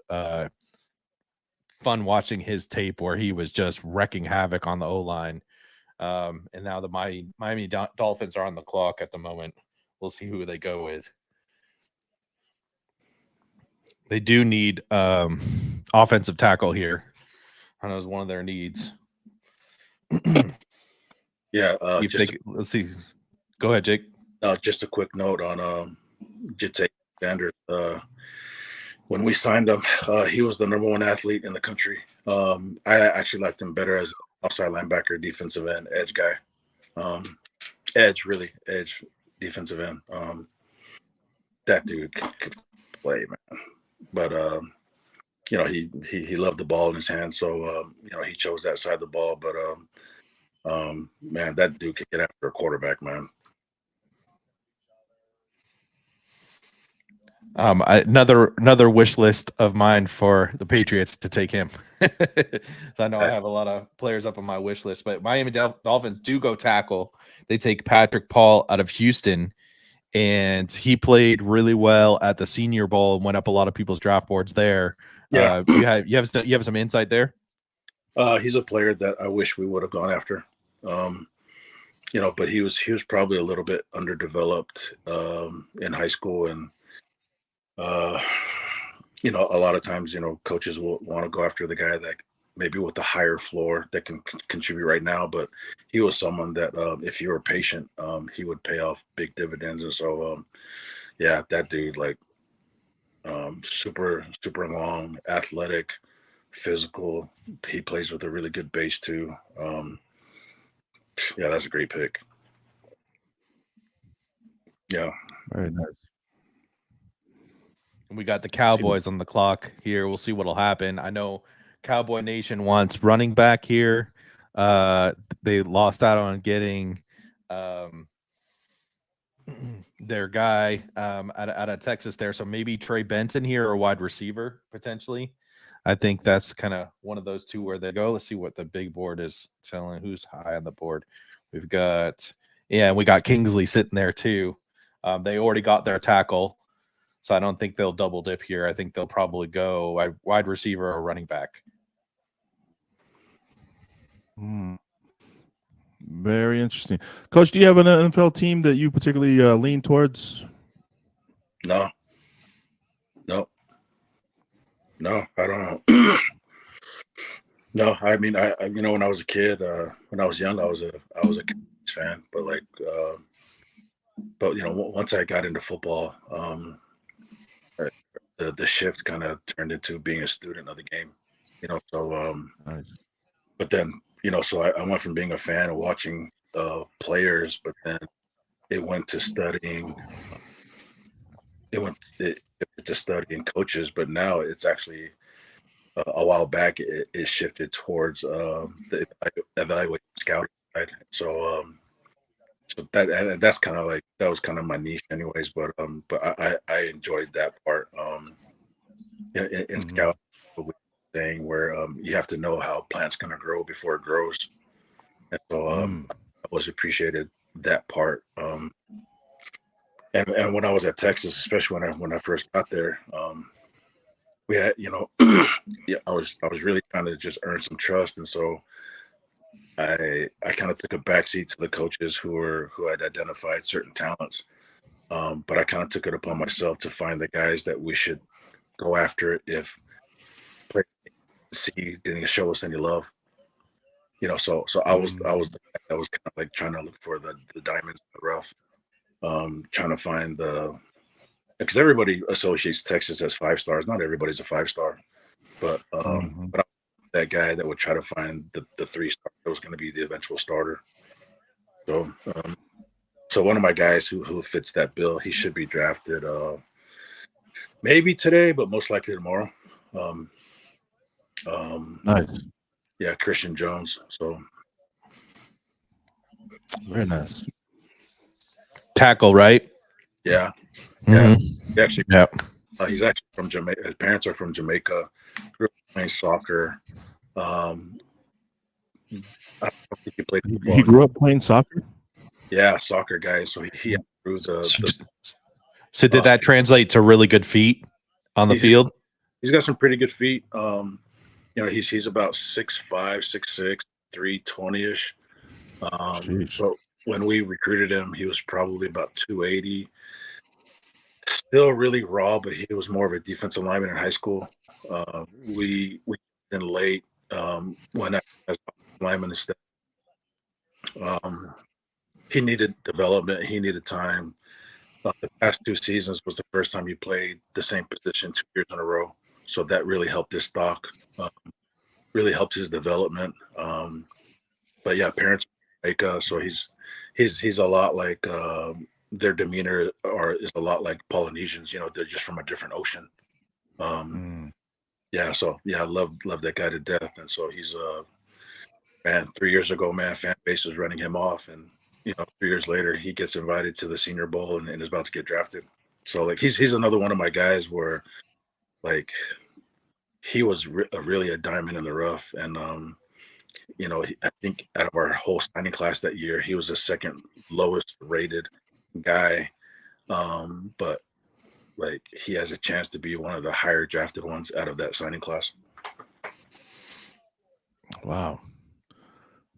That's a super strong story right there, right? That's a huge story.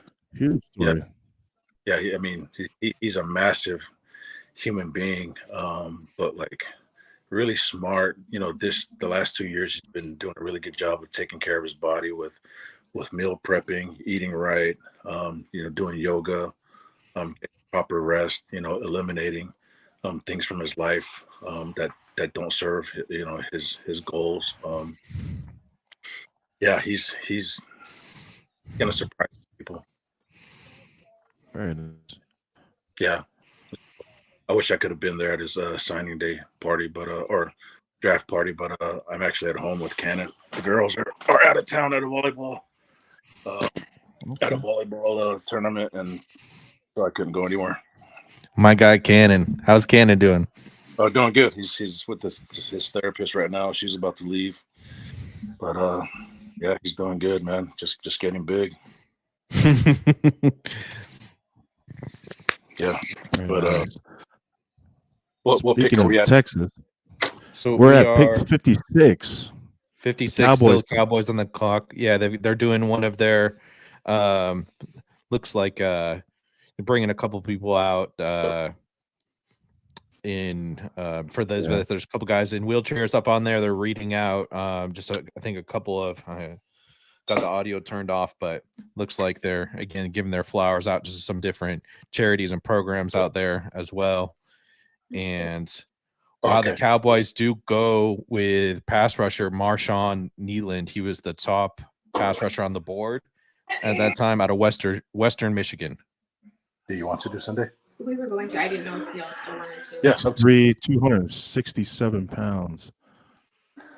Say that again. Good. Be fine. Yeah. Right on.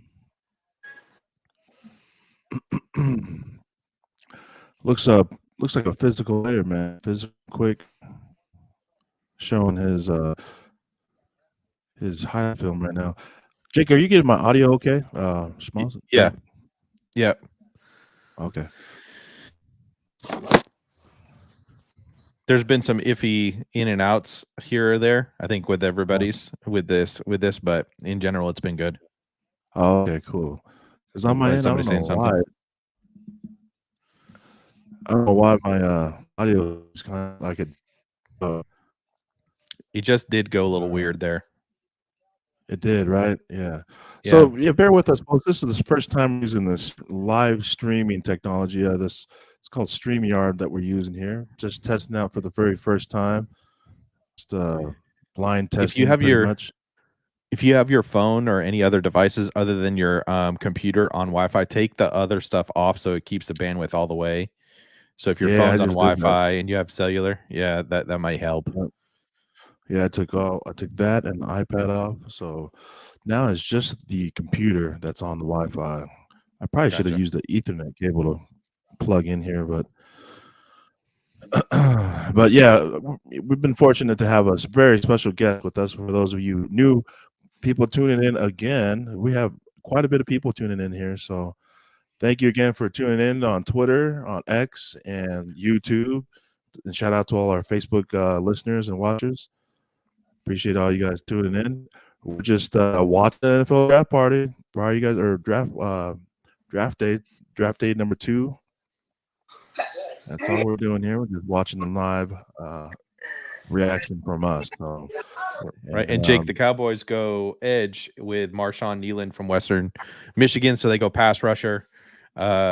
Looks like he was kind of the top edge on the board. I don't know a whole lot about him. I'll go over. So big board wise, we have corner Enos Rakestraw Jr. from Missouri. We got Troy Franklin, wide receiver, Oregon. And then we got Kingsley next, tackle from BYU. And then Peyton Wilson from linebacker from NC State that can fly around the field. So that's kind of our top 4 to look out for as we go forward here. Yeah. And the Tampa Bay Bucks on the clock. Yeah, Enos is a DB out of, I think, Duncanville High School in Dallas. I wish we would have made him more of a priority. We kind of jumped in late. One of my buddies, Sean Lewis, who was a player personnel analyst, loved his film, built a really strong relationship with him, but we just didn't offer soon enough. He ended up, signing with Missouri because they showed love. And, so like, I bet right now my boy Sean is probably like, damn it, I told you guys, But Enos Rakestraw, really, really good athlete. Is he a little bit lighter? He was in high school. He was, and that's probably maybe that was one of the reasons why he wasn't like the highest priority that we had. But it's as at the collegiate level, us recruiting and player personnel guys, we can only go after who the coaches want, Right. But all of us think we know everything, we have all the answers, so whatever. But we're everybody's wrong at some point. But I do know, like for Sean loves that guy, man, and I wish we would have signed him. So I do think he's like ranked a little bit high on the board, and so some people may have expected him to go higher. I do think if you're marrying yourself to the stats, he ran a 4.5 140, which may be why he's falling down just a little bit, because on film this guy was breaking up passes, ball hawk, ran well with the wide receivers. He had broad jump was 10 feet. His 10-yard split was 154, so that's still pretty good. His initial speed, so maybe the long speed more questionable. And Jake, not everybody tests straight line speed perfectly either, because game speed can be different. His game speed looks to be pretty good since he was able to break up a lot of passes. So typically your game speed is good there, or anticipation. Do you have his shuttle time? I don't have a shuttle time. It looks like he didn't do it. Yeah, because I don't put a whole lot of stock in the 40 because football, because a 40 is really track, right? Right. But the reality is for football, it's a reactionary sport. It's stop and go, accelerate, decelerate, change of direction, mental processing, and you're gonna collide into somebody. And so I'm assuming some guys, some clubs probably had him like a low first round grade. Second round grade is probably about right. But like the guy plays fast, and probably what's more important than the 40, I'd like to know what his catapult speed was, like his top speed. Because with the technology that we have, like we don't even need the kids to run 40s anymore. Right. That was the interesting thing about Keon Coleman from Florida State, the wide receiver, where at the combine he ran a 4.6. I think his pro day he got into 4.5s, but he had the highest time speed when he was running across the middle of the field. He was over 20-something miles per hour when he was catching footballs. So what do you like better there, right? Is he went at the beginning of the second round, but it's like, what do you like? But do you like the game speed, or are you going to marry yourself to the 40 speed? It's got to be. All of the context matters, right? Because if there's a big discrepancy, then you got to figure out, okay, what's going on, right? End of the day, it will come down to the games. It'll come down to game film. The catapult stuff is definitely good. And the thing is, like, if you're a 4.51 guy, man, that's super fast. Everybody would rather hear the 4.4 stuff. But I'd rather know what the catapult thing is. How does the catapult work? So have you guys ever seen the whenever the athletes are working out and it looks like they have like a sports bra on? Yep.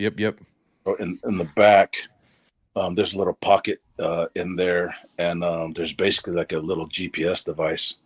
So it tracks top speed, change of direction, acceleration, deceleration, workload, things like that. Individually, you can get all those numbers, and you can get game speed type stuff, data from that. But from a team perspective, you can really it really helps you manage the workload, so that way you don't overwork the guys on Wednesdays. So you can make sure that they can perform at maximal levels on Saturday. So we have 6 picks left. We are on pick 59, or excuse me, 5 picks left, because I think we have 64 picks in round 2, and we have Green Bay that takes safety Javon Bullard from Georgia. So another good defensive team over there. So upgrading. I don't know a whole lot about him, but Georgia every year seems to have a great defense. Right. And that's still leaving. We still got Enos at the top of the board. Troy Franklin, Kingsley out of tackle out of BYU, and Peyton Wilson out of NC State, linebacker that has 4.4 speed. Got some injury concerns a little bit, but can fly around the field and tackle everybody. That's our top. Trey Benson still there from Florida State. which, next to Jonathan Brooks was high up running back wise. So, but we've only had one running back taken so far in the draft. Interesting. No running backs this year in the first round. Started with Jonathan Brooks there, but shift in the NFL a little bit where you're seeing, the past 10 years or so has been running back by committee. You don't see one guy taking all the carries anymore. So interesting that there's not so many running backs in the high rounds anymore. Yeah. You see that trend continuing? Probably, but having two running backs has helped with the longevity of these guys' careers, and so Right. And that's why you can't get too caught up in a running back stats in college.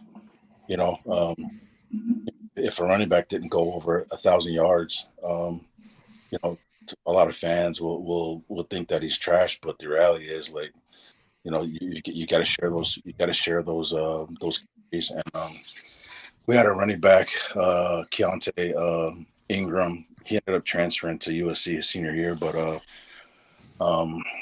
we were really mindful of his carries, and because if you go back to his high school days, he won 3 state championships in a row. Right. Wow. To the typical fan, they think, oh man, that's awesome. Well, to us as evaluators, that meant he played in 6 extra games a year. So those 3 championships meant he played in 18 extra games, which was another season and a half of punishment. Wear and tear. Yeah. So we were really mindful of the carries that we gave him, because the running backs coach, Stan Drayton, who's considered one of the best at any level, he wanted to save some tread for the NFL. Mm-hmm. So Ingram might still be with the Cardinals right now. Okay.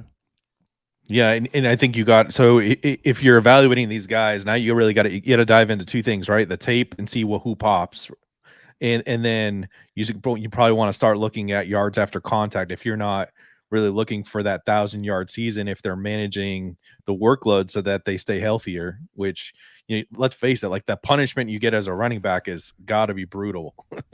Running into D linemen and, linebackers flying around. These linebackers are 260 pounds flying around with 4.4 speed now, sometimes 4.5 speed. So that can't be helpful for your longevity running into those guys all the time. Yeah, no doubt. And the reality is, football is a violent collision sport that human beings are not meant to play. And so, we really have to be mindful of their bodies and, look at them as human beings and not necessarily robots or animals or dogs or whatever. We've got to take care of their bodies and being, going to the, the 2 running back system has helped a lot of these guys play longer, but also stay healthier down the road. So Houston Texans take, with the 59th pick, Blake Fisher from Notre Dame. He was their right tackle. So you had Joe Alt left tackle, and you hit him on the right. So maybe that's why we don't see Kingsley go here, is because they were looking for more of a right tackle here. He didn't really get all the praise that Joe Alt got, but was solid on that other side. And that was a really good offensive line this past year. Yeah, they were one of the finalists for the Joe Moore Award. Notre Dame has had a really good offensive line the past few years. Do you know who's coaching over there? It's got to be a good reflection of them. Yeah, it's obviously going to come down to coaching. I forget who's there, but there's been so much turnover, it's hard to keep track of every place. But yeah, I think Notre Dame won the Joe Moore Award a few years ago. UW won it this year. I think Michigan won it last year. So roster building wise, like, to me, it will always start with the trenches. And Alt though, man, that dude has freakish size. Yeah, freakish size and agility and good feet for a guy that's 6'8". Like, come on now. If you were making up a guy to be left tackle, would you have picked anything different? From can move well at that height, like pretty amazing It was fun to watch a lot of his tape. Yeah, that guy. He went to the Chargers took him there. So with Harbaugh over there, so it looks like Harbaugh is trying to build a dominant offensive line for Herbert over there. Yeah. His dad was an all-pro guy for the Chiefs. I think genetics obviously matter, but yeah, 6'8", but his ability to bend, he can play with a lower pad level. Really good length, athleticism, really good footwork, mental processing too. Especially when you have a father like that who can teach you the fundamentals when you're young. Wow, the Bills just made their selection at number 60. They choose the safety out of Utah, Cole Bishop. Yeah, really good safety. I think he started at Utah as a freshman. Really? Big playmaker. Yeah, big playmaker. Ran really well at the combine too. Okay. And I think that's the first Utah player off the board. Yeah, in this draft. Yeah, it was either going to be him or Vaki. Okay. But yeah, he really impressed a lot of people this past season. So if a lot of people in the South and the East Coast probably don't know about him, but the scouts love Cole Bishop. Okay. It's evident in this number 60th pick here. And that's Three picks left. Notice we got Detroit, the Ravens, and Frisco. Oh, and excuse me, the Kansas City Chiefs as well. They get another. But who cares about them? Yeah, who cares about that team? Name sorry, Tech. Sorry, Joe. Yeah, we got two people on our podcast. Two guys, Joe and Tech, are huge KC fans. And picks Detroit with this pick 61 coming up next. They got Barry Sanders coming to give it out. Go Barry. Mm-hmm. There you go, Barry. I didn't know he was that short. I knew he was short, but I didn't know he was that short. Yeah, 5'7", 5'8". Mm-hmm. The wildest tape you'll ever watch from a running back. My goodness. Seriously. When he would run and then his legs would just kind of extend out and he would just hit that extra gear. Oh my gosh, it was just so fun to watch. Yeah, his when you say his legs extend out, what you're talking about is really his ankle flexion, and his balance, the things that he was able to do. Yeah, totally nuts, man. Yeah, he was already short, right? But really, that was the only thing, when it's funny when people say, yeah, he was a little guy. I said, no, he was just short. He was not little. He was built like a truck. Yeah. Oh, yeah. Those legs, huge. They think Saquon had big quads. Come on now. Yeah. Go watch Barry. Yeah. So Enos goes here to Detroit. Enos, so did Detroit double up on cornerbacks here? Yeah. Mm-hmm. Did Detroit double up? I think they did. Nice. Well, their defense was kind of weak, right? They need some defensive guys. Well, they made it to the AFC Championship last year, right? So let's see. I gotta remind myself because I think they did pick corner. Yeah, they got Terrion Arnold out of Alabama. He fell to them. He was the top corner, him or Quinyon Mitchell out of Toledo. And those were the top two corners on the board probably. And he fell to them all the way to they just stayed put. They didn't even trade at 24. I think they stayed put at 24. But anyways, they got him there. And then they just got, man, they're going to be one of the better cornerback tandems with Enos Rakestraw and Terrion Arnold. That's going to be good. Hey, Coach, I had a quick question about Texas, how they moved up to, or I don't know if they moved up, but how they're in the SEC now. Does that matter as far as recruiting-wise, or were they already playing, it doesn't really matter because they went from that, Big 12? Yeah, no, it mattered because when I first got to Texas, that's what A&M and LSU and Bama were. That's how they negatively recruit us, But the thing was, our record against the SEC teams. I think the only team that we had lost to was LSU during their national championship run, and we actually should have beaten them that year, but we left 2 touchdowns on the field. Mhm. That will always kill me, but yeah, it matters for recruiting because end of the day, these kids want to play at the highest level possible, right? And then and and Is that everybody. Haloti? Yeah, Is that Haloti Nata? yeah, he's presenting sorry, the Coach. Ravens pick right now. Oh, nice, Haloti nice. Nata, D tackle Haloti Nata, That'd be awesome if Kingsley goes here. right? He also played at Detroit. He tore it up at Detroit, man. Yeah, he did. Yeah. Here comes with the 62nd pick. Oh, they take the right tackle from Washington's offensive line. Another one, Coach. I think they were they a finalist as well for the best offensive line last year? Oh, they won it. They won it. Okay, Oh, yeah, wow. Yeah, because they had Fautanu and they had Rosengardner over there. And again, he was the blindside protector because Penix is left-handed. Oh, yeah, that's right. yeah, they had some dudes, man.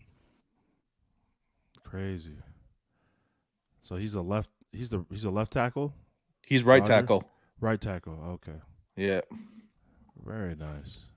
because Fautanu played left tackle there. Okay. Yeah, Fatona played left. I think I forgot who told me, but Haloti has the last game at Texas Stadium. The Cowboys played the Ravens, and the Ravens beat them. And Haloti got the game ball. Oh, wow.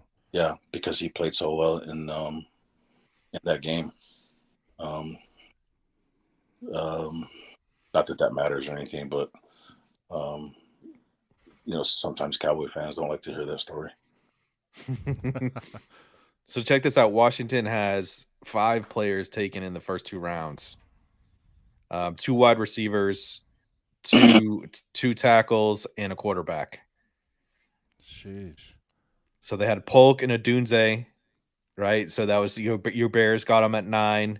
We took Polk at 37 in the second round. You had Fautanu, and then you had Rosengarter just go, and of course Penix went early to the Falcons, which that we talked about that earlier. Little. That one threw me for a little bit. I think it threw everybody for a little bit, but again, the Falcons may know something that we don't, and looks like they're trying to protect that quarterback position. And they said the value, this is what the GM said. He said the value was too big for them to pass up, so that's why they took him. Oh, I see. There's a trade. There's been a trade. The team that we don't like just traded up to get the 63rd pick. So they traded 1 pick up. Yeah, 1 pick up with the 49ers. So they received the 63rd overall pick and a 6th round pick at 211. So let's And see then if they take Malachi Corley here. That might mean that they're going to move on from Debo and trade him. But let's see if they go wide receiver, or excuse me, that's San Fran. yeah, Would be San going there. Francisco. Let's see what Kansas City does here.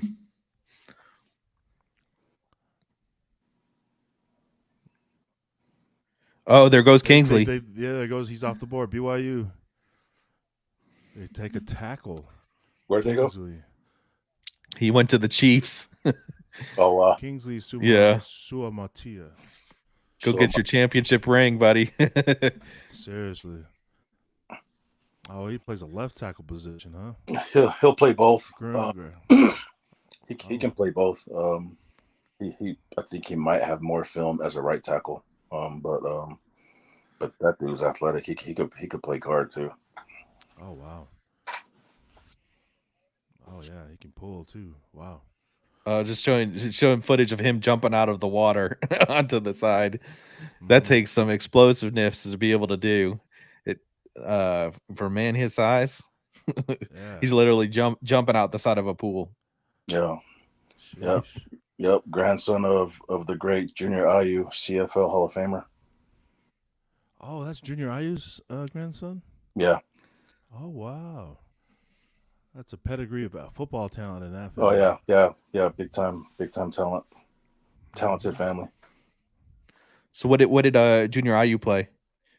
Defensive end, outside linebacker. That Mm. yeah. NFL bloodlines, baby, basically right there.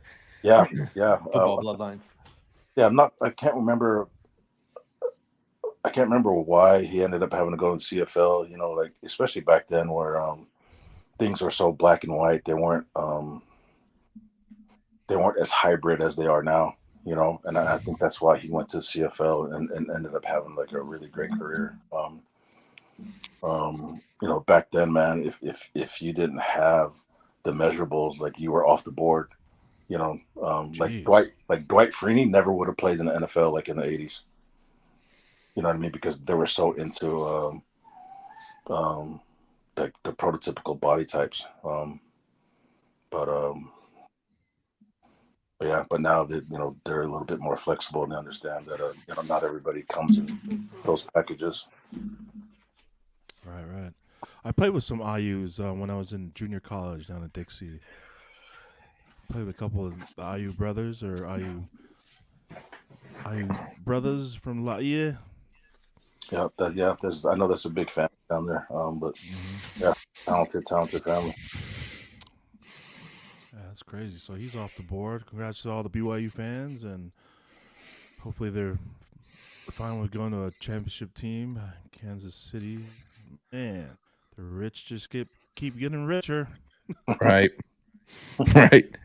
So back to what I was saying for San Fran, they do they have some issues paying everybody right now because they've got Ayuk who wants to get paid. They got Debo who they just paid, and they are up against it with some with the cap. So just interesting to see what they'll do here draft wise. Will they take a receiver for some insurance, or will they take there's a kid I really liked, the wide receiver Malachi Corley from Western Kentucky, would just run over everybody. A little shorter guy, but crazy yards after contact. I think he was number 1 in college last year, yards after contact. So let's see what they do. Is there a way we can block Packers fans from showing up on our feed? Are you talking about Nessie? Yeah, he's a huge Packers fan. But you can't be a huge fan of the Packers if you've never been to a football game. So I don't count you as a huge fan. If you've never been to one single football game at Green Bay and Lambeau State, Lambeau Field, Lambeau State, you're not a true fan. So you have to just block those Packers fans from showing up. No, much love to you, Ness. Much love, bro. Thanks for showing us StreamYard. Yeah, StreamYard definitely. Thank seems you. to be going pretty well. Yeah. Seems to be going pretty well so far. So, yeah, tell us, Ness, how did you become a Green Bay fan? Notice also, how did you become a Bears fan? How does that story happen? well, when my family moved from the islands of Tonga, they moved to Minnesota right off the bat. In the dead winter, they moved to Minnesota. My dad's brother sponsored us to come and live in Minnesota, and so from there, everyone was watching the Vikings games in Green Bay. And I seen one time Vikings play the Bears. I was like, "Who's that running back?" I just love the first time I seen Sweetness run. He was he had Sweetness. Yeah. Walter Payton. For those of you that aren't familiar with his nickname, Sweetness. But yeah, ever since I just was watching the Vikings versus Bears game, and I just seen Walter Payton play, and I just loved him ever since. How Yeah, old were you when man, I was you came probably over? Oh, I was young. I was what 2 months old, but I grew up in Minnesota till I was like 7 years old. So Okay. I saw 5 years, 6 years, 7 years old, watching him play. They would always have the games on there because the family were huge Vikings fans. But I just like Freaking Spice Adams. Spice Adams, huge Bears fan. He's giving the he's gonna be presenting the draft pick. This guy's so funny, man. He played for the Niners too. Yep. Yeah. So funny. But yeah, I Cream actually met Walter Bigums. Payton here in Reno. Wow. Got his I got his autograph and everything, and someone stole it. Someone stole my autograph of him. All right, 64 Oh wow. pitches So in. yeah, San Fran goes. So, yeah, so coach was wanting DeJean or however you say it, isn't it Cooper DeJean? But he said they Yeah. needed a corner. They take a corner here with DeJean already off the board. They Off the take board. Renardo Green from Florida State. Nice. And round 2 is concluded with that last pick. Nice. Thanks again, Coach Lonnie for jumping on board with us for this day 2, second round live watch party with us. Appreciate you for jumping on, adding value to the viewers and everyone watching. We had over 100 people tune in throughout the different platforms, so that's what's up. No, Yeah, appreciate yeah, thanks, Jake. Much appreciated. A little tomorrow prep too. Another Texas guy who we were talking about earlier, Jatavion Sanders. He should be an early pick, I would guess, tomorrow, round 3. So I think he's round 2. say that again. Today, just round 2. Yeah. Today's just, I believe so. Oh no, No, 2 and 3. I'm 3 is incorrect. still going. Here we Yeah. go. Just kidding. Here we go. Yeah. I thought it was done, but the party keeps going. Let's go. There's a trade with the Jets. They just had a trade, and their pick is in for pick 65.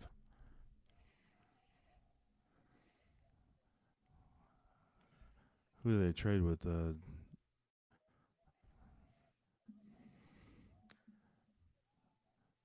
Let's see. I'm not quite sure yet. Notice, but so it would Yeah. be so number 1 would be the Bears, right? The Bears or the Panthers, if there was Yeah. some sort of back and forth that trade. Let's see. Now we have the 75th pick for round 3 In this draft. Yeah, in this draft. Yeah. All right, so it looks like they're doing some sort of a military appreciation presentation. Okay. So yeah, round 2 went quick. So is it the first 2 rounds that most of these athletes getting drafted? Is that where most of the money is being made, or is it just the first round? Does anyone know? I mean, second round is still pretty good money. But Okay. yeah, but first round is still good money, but it's not like how it was before. Yeah. Because the salaries are slotted now for the rookie contracts, but I think the NFL minimum is $750. Wow. So yeah, so even if you're an undrafted free agent and you make a roster, like making $750, not bad. Heck no, that's good money, man. To play a game? Kidding me? Notice I do wonder if the Jets have big need for tight end. So I do wonder if they're coming up Okay. for Sanders. Oh, okay. Is he the highest tight end left on the board? Yep. Right on. All right, just singing a song now.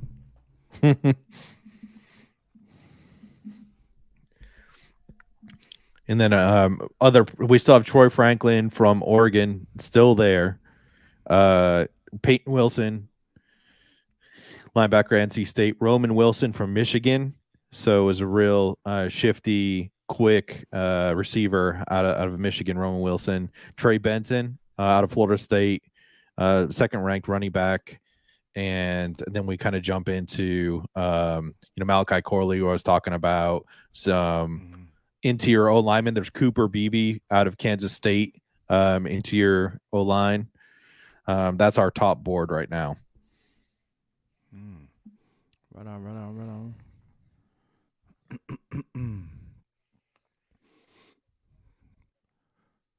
So How and about it looks the like Polly's, what's up? okay. Go ahead. Go ahead. You're good. I was gonna see how many more polys are left. We still got Vaki. He's still on the board. Vaki's on the board. We still have, of course, we have Manu, who we were talking about earlier. We've got Pooney, Dominic Pooney from Kansas. And then, in the later rounds, we do have some D linemen from Washington that are on there. We'll see if they get drafted tomorrow or not. But I think for round 3, we're looking at Vaki, Pooney probably. Let me see if there's any others. Okay. Coach was saying Ellis might go in this round as well. All right. Jonah Ellis.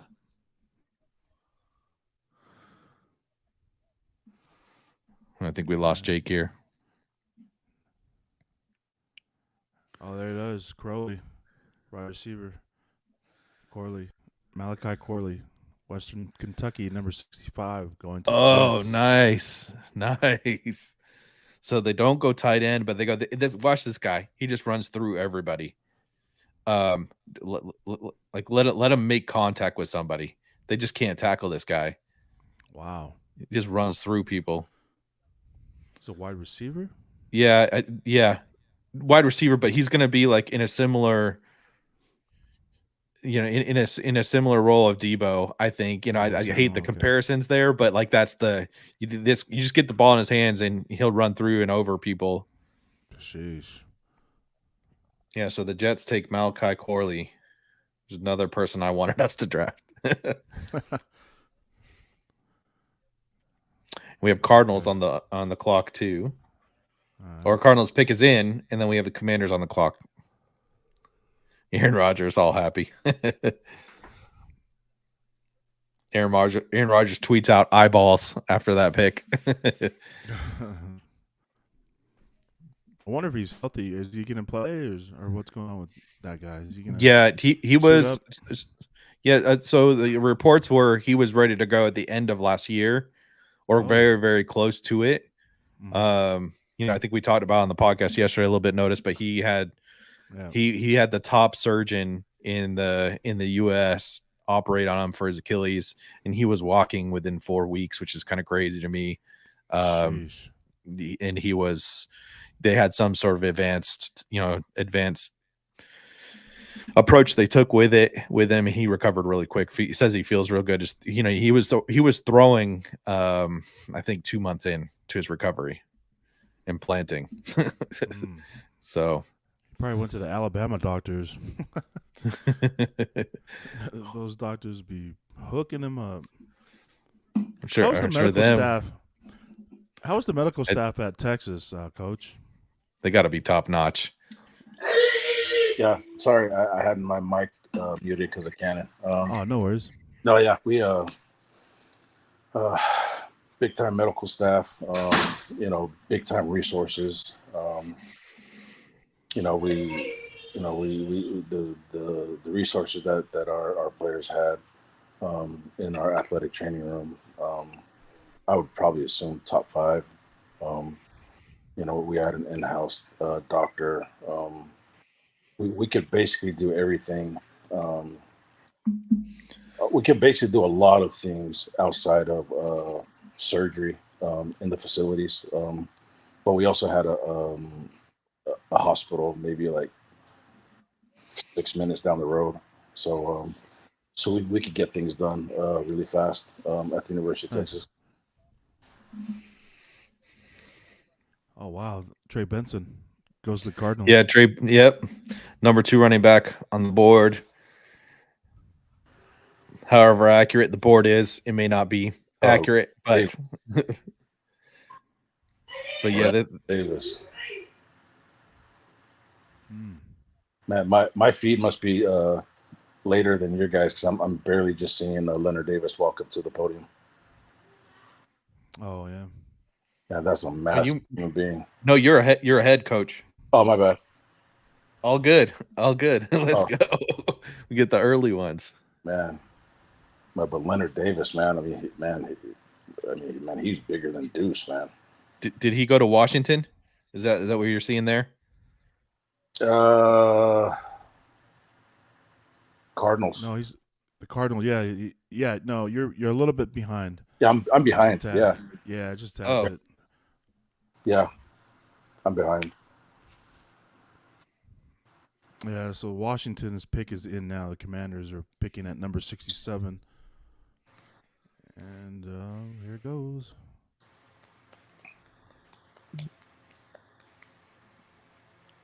Troy Vincent making the pick. Oh, Brandon Coleman, guard out of TCU. I'm good with that. Yeah, TC had a Right. pretty good O line too.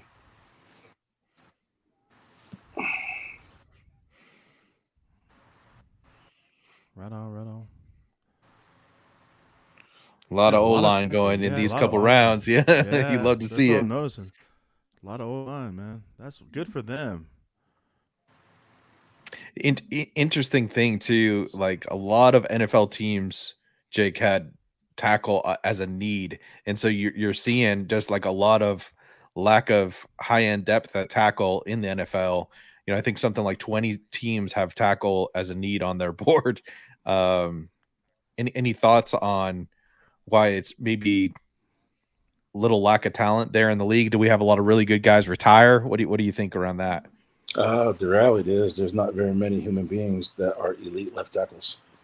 Mm. Wow. So there just aren't very many human beings on this earth that can play at a high level with the size athleticism combination. But but then there's also like in the O line community, there's a lot of there are a lot of voices that say that these guys are getting underdeveloped, especially with the NFL with the there's less practice time or no, not practice time. Like during the off season where they can't get together and practice and stuff. So, but that's why you have guys like Duke Manyweather, who's probably considered one of the best offensive line trainers in the country. He has like I guess a organization business company where he gets a lot of the offensive linemen in the NFL and college levels to get together. They brainstorm. They basically had to. They basically responded to what's that edge outside backer guy that for Denver, the one that played at A&M. What's his name? I'm not Anyways, sure. Yeah. there's basically a pass rusher from the Broncos who got all of the pass rushers together in the offseason because for years quarterbacks have been doing that, right? And so these pass rushers were getting together and kind of sharing their secrets and things like Von that. Miller? And so, Von Miller, yep. Yeah. Yeah. Okay. So then the offensive linemen kind of responded with that as well. And so they basically have like not necessarily camps, but almost like workshops, where they don't just talk about, technique. They also talk about health stuff, how to stay on top of the health, nutrition, recovery, things like that. They have a lot of like the OGs who are retired. They'll come in and assist with that as well. But basically it comes down to there's not enough development going on. And so, Oh wow. and in the NFL, you know how they say it, that it means not for long. Right. Yeah, that's why mental processing matters, because the ones who can figure it out the fastest are gonna be the ones that play. Wow. That's dope. Shout out to ET Master, aka Master, man. Shout out to you, man. Thanks for tuning in, watching us on YouTube. He's a huge Baltimore Ravens fan, right? Flock Gang. Huge Baltimore Ravens fan. Shout out to you, ET, for tuning in. Thanks for the shout out, brother. Where do you guys see that? I don't see anything. I see YouTube. There's a, like, on the StreamYard, there's a thing off to the side that we can see the comment section. I'm not sure if it shows up on mobile, but it shows everyone where they're tuning in from or where they make. Oh, there we comments go. Yeah, because mine was Yeah, set to if you hit the- private chat, so I wasn't seeing it either, but I had to pick from. Oh, yeah. comments.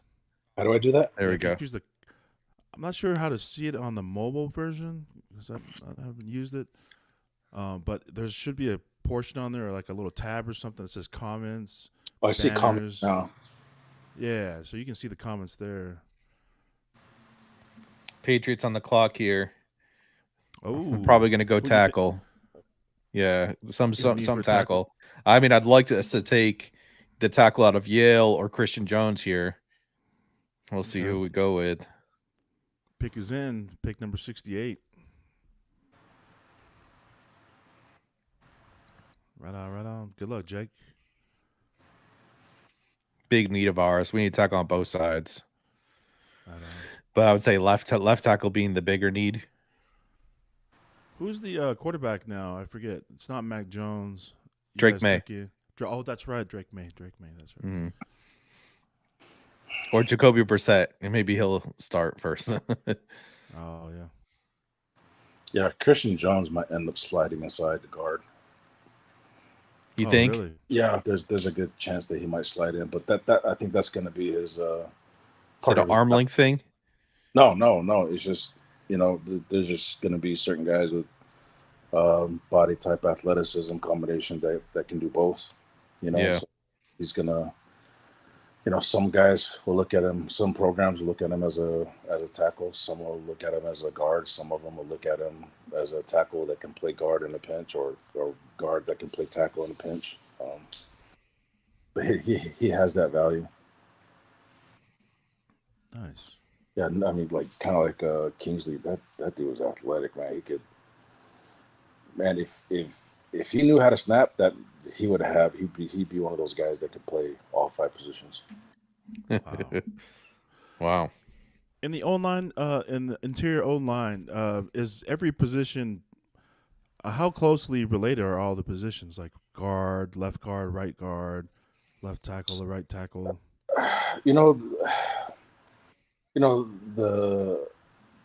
I think a lot of fans think that if you play right guard, that you could easily play left guard. Mm-hmm. But Okay. that's actually super hard. And so the guys that can do it, man, those guys are like really good mental processors.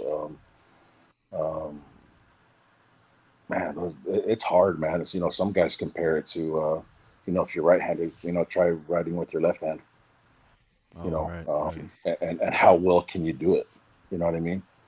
But I mean, it's difficult. But again, the mental processors, man, they're the ones that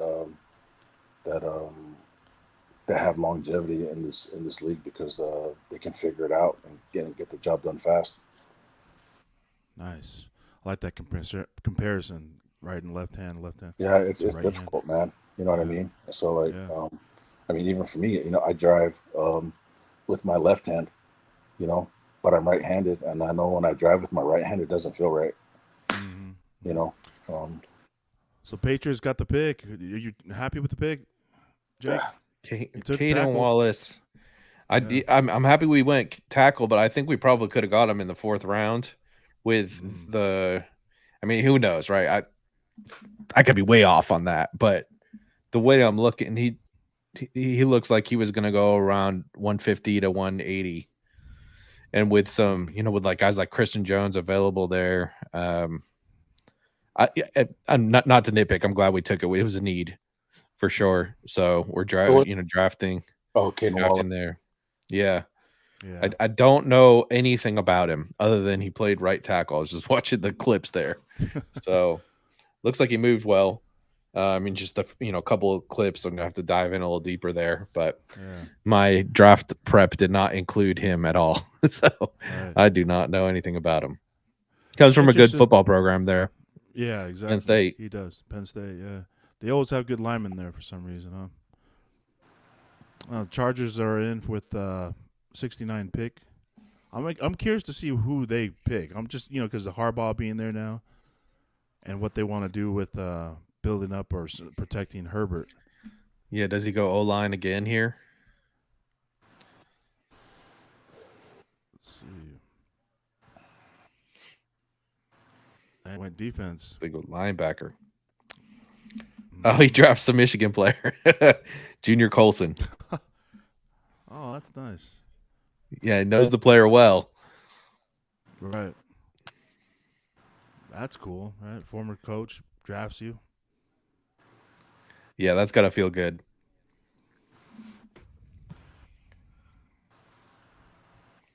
Nice. Junior Colson.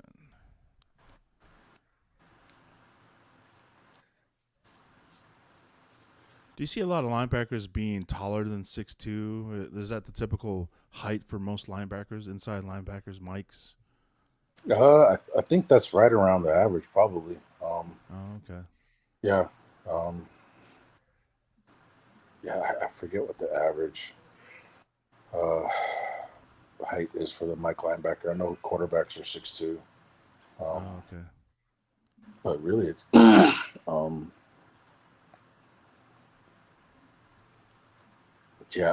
I mean, some coaches, they get really hung up on height. But then there's, in the scouting community, there's a lot of people that ask, is height a trait? Ooh.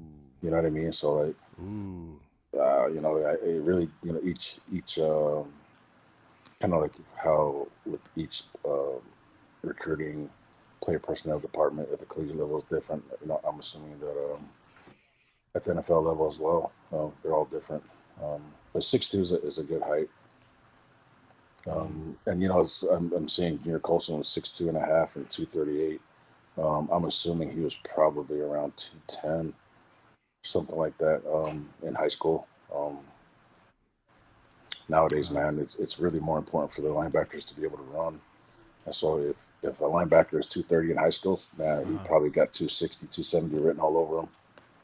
So Really? so the linebackers that we tended to go after at Texas before I left, their senior year in high school, they were somewhere around the 195, 210 range. Wow. Yeah. Do you lose speed as you get heavier, or if you're already faster? Absolutely not. You actually need muscle to create power that creates force. Oh. That's the collegiate programs, man, that they're so equipped with the sports science part of it, with the strength and conditioning. It's you actually need muscle in order to get faster. And so when you look at all these guys in their 40s, man, when they're in high school, if you compare their 40s in high school to what it's like at the NFL level, where they're heavier, it's probably better. I mean, not only can we get them faster, man, we can get their verticals up big time too. So I think You can train for explosion, right, coach? Yeah, And yeah. that's where that sports science comes in, is how to teach that and train that. Right. Yeah. I think with Charles Omenihu, that when I got to Texas, he was a junior. I think when he got to Texas, and then by the time he left, he was able to put 7 inches on his vertical. Sheesh. Did you just see that guy jump over a car? Yeah. They're That talking last- about the Kentucky DB Phillips, who super athletic and explosive. But yeah, he just did a running 2-foot jump over a car. He's going to the So Giants.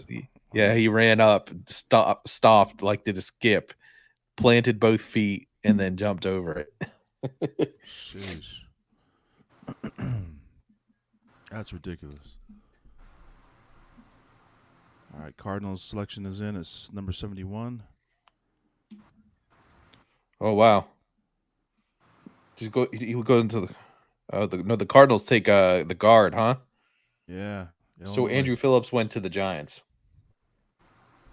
Yeah. I'm just Yeah, saying. he went to the Phillips. Giants.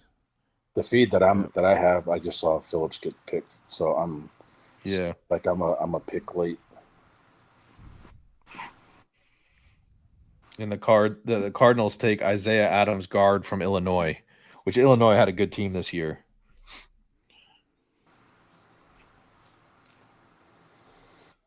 So a lot of offensive linemen and a lot of cornerbacks so far being drafted. What are the running backs and those type of positions? Those how far away are those? Like in the hundreds section, running Yeah, backs or I would assume fourth round. fourth round? Yeah, I would assume fourth round. Like they'll probably start coming off the board. Maybe start in the third, maybe, but yeah. We had Trey Benson go at the beginning to the Cardinals of this round. Yeah, I see And Detroit. yeah. I see Detroit walking up to. So I'm a pick late, correct? Yeah, just a tad bit. See Detroit. Oh, there you go, Isaiah Adams, the guard. Gotcha. Oh, okay. Yeah. And then next pick is the Panthers here. Let's see. They've gone weapon, so we'll see where they go if they go offensive line here to help protect him. Yeah, they went Leggett and John. I believe Jonathan Brooks, right? Is who they drafted, I think. So we'll see if they go O-line.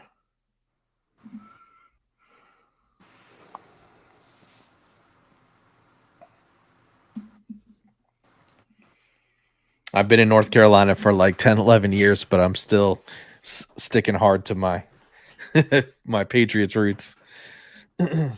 Have to, man. Have to. Yeah. I forgot you. Yeah. So I'm in Wilmington, right on the water, and Charlotte is about 3 to 4 hours away. That's where they play. Yeah. Gotcha. So you have two major cities, like Raleigh's in between me and Charlotte, basically, and then you keep going west out towards Tennessee, and you're gonna hit Charlotte.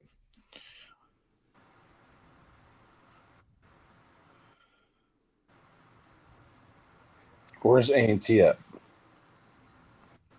Where's what? North Carolina A&T. A&T? Yeah. Where's that at?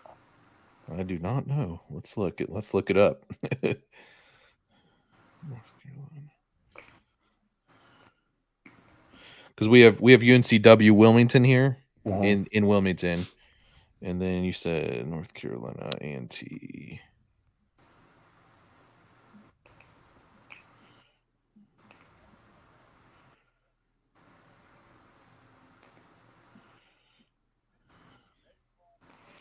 Okay, that's in Greensboro, North Carolina. Yeah, that's right.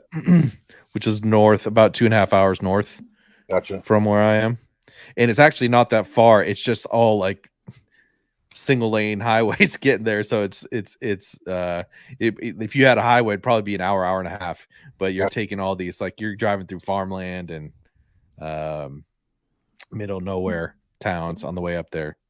Yeah, my sister played volleyball there, and I was actually just explaining this to a buddy of mine. Her roommate / teammate was Lainey Tonga, right? Lainey Tonga, her son is Chris Henry Jr. They call him Man. And so he just got named the number one football player for the class of 2026. Whoa, really? Yeah, so his dad was obviously Chris Henry, the receiver that passed away. But the kid is half Tongan, and he just transferred from, I think, the Ohio area to Mater Dei in California. Oh, that's going to be a problem. He's going to be a problem. Oh, super athletic, man. Looks just like his dad. Panthers selection is in. Pick number 72 coming up. Muhsin Muhammad making the announcement. He was wide receiver, right? Yeah. He played it. Yeah, I remember him. He's a Michigan guy, right? I think so. Oh, Beyond my knowledge, there, Coach. Your knowledge is impressive. Remembering all these things, I do Carolina not remember that far. I remember him playing though. It used to be, Carolina man. takes Trevor Wallace. Interesting. So they Good go old linebacker defense. here. Yeah. Mhm. Yep.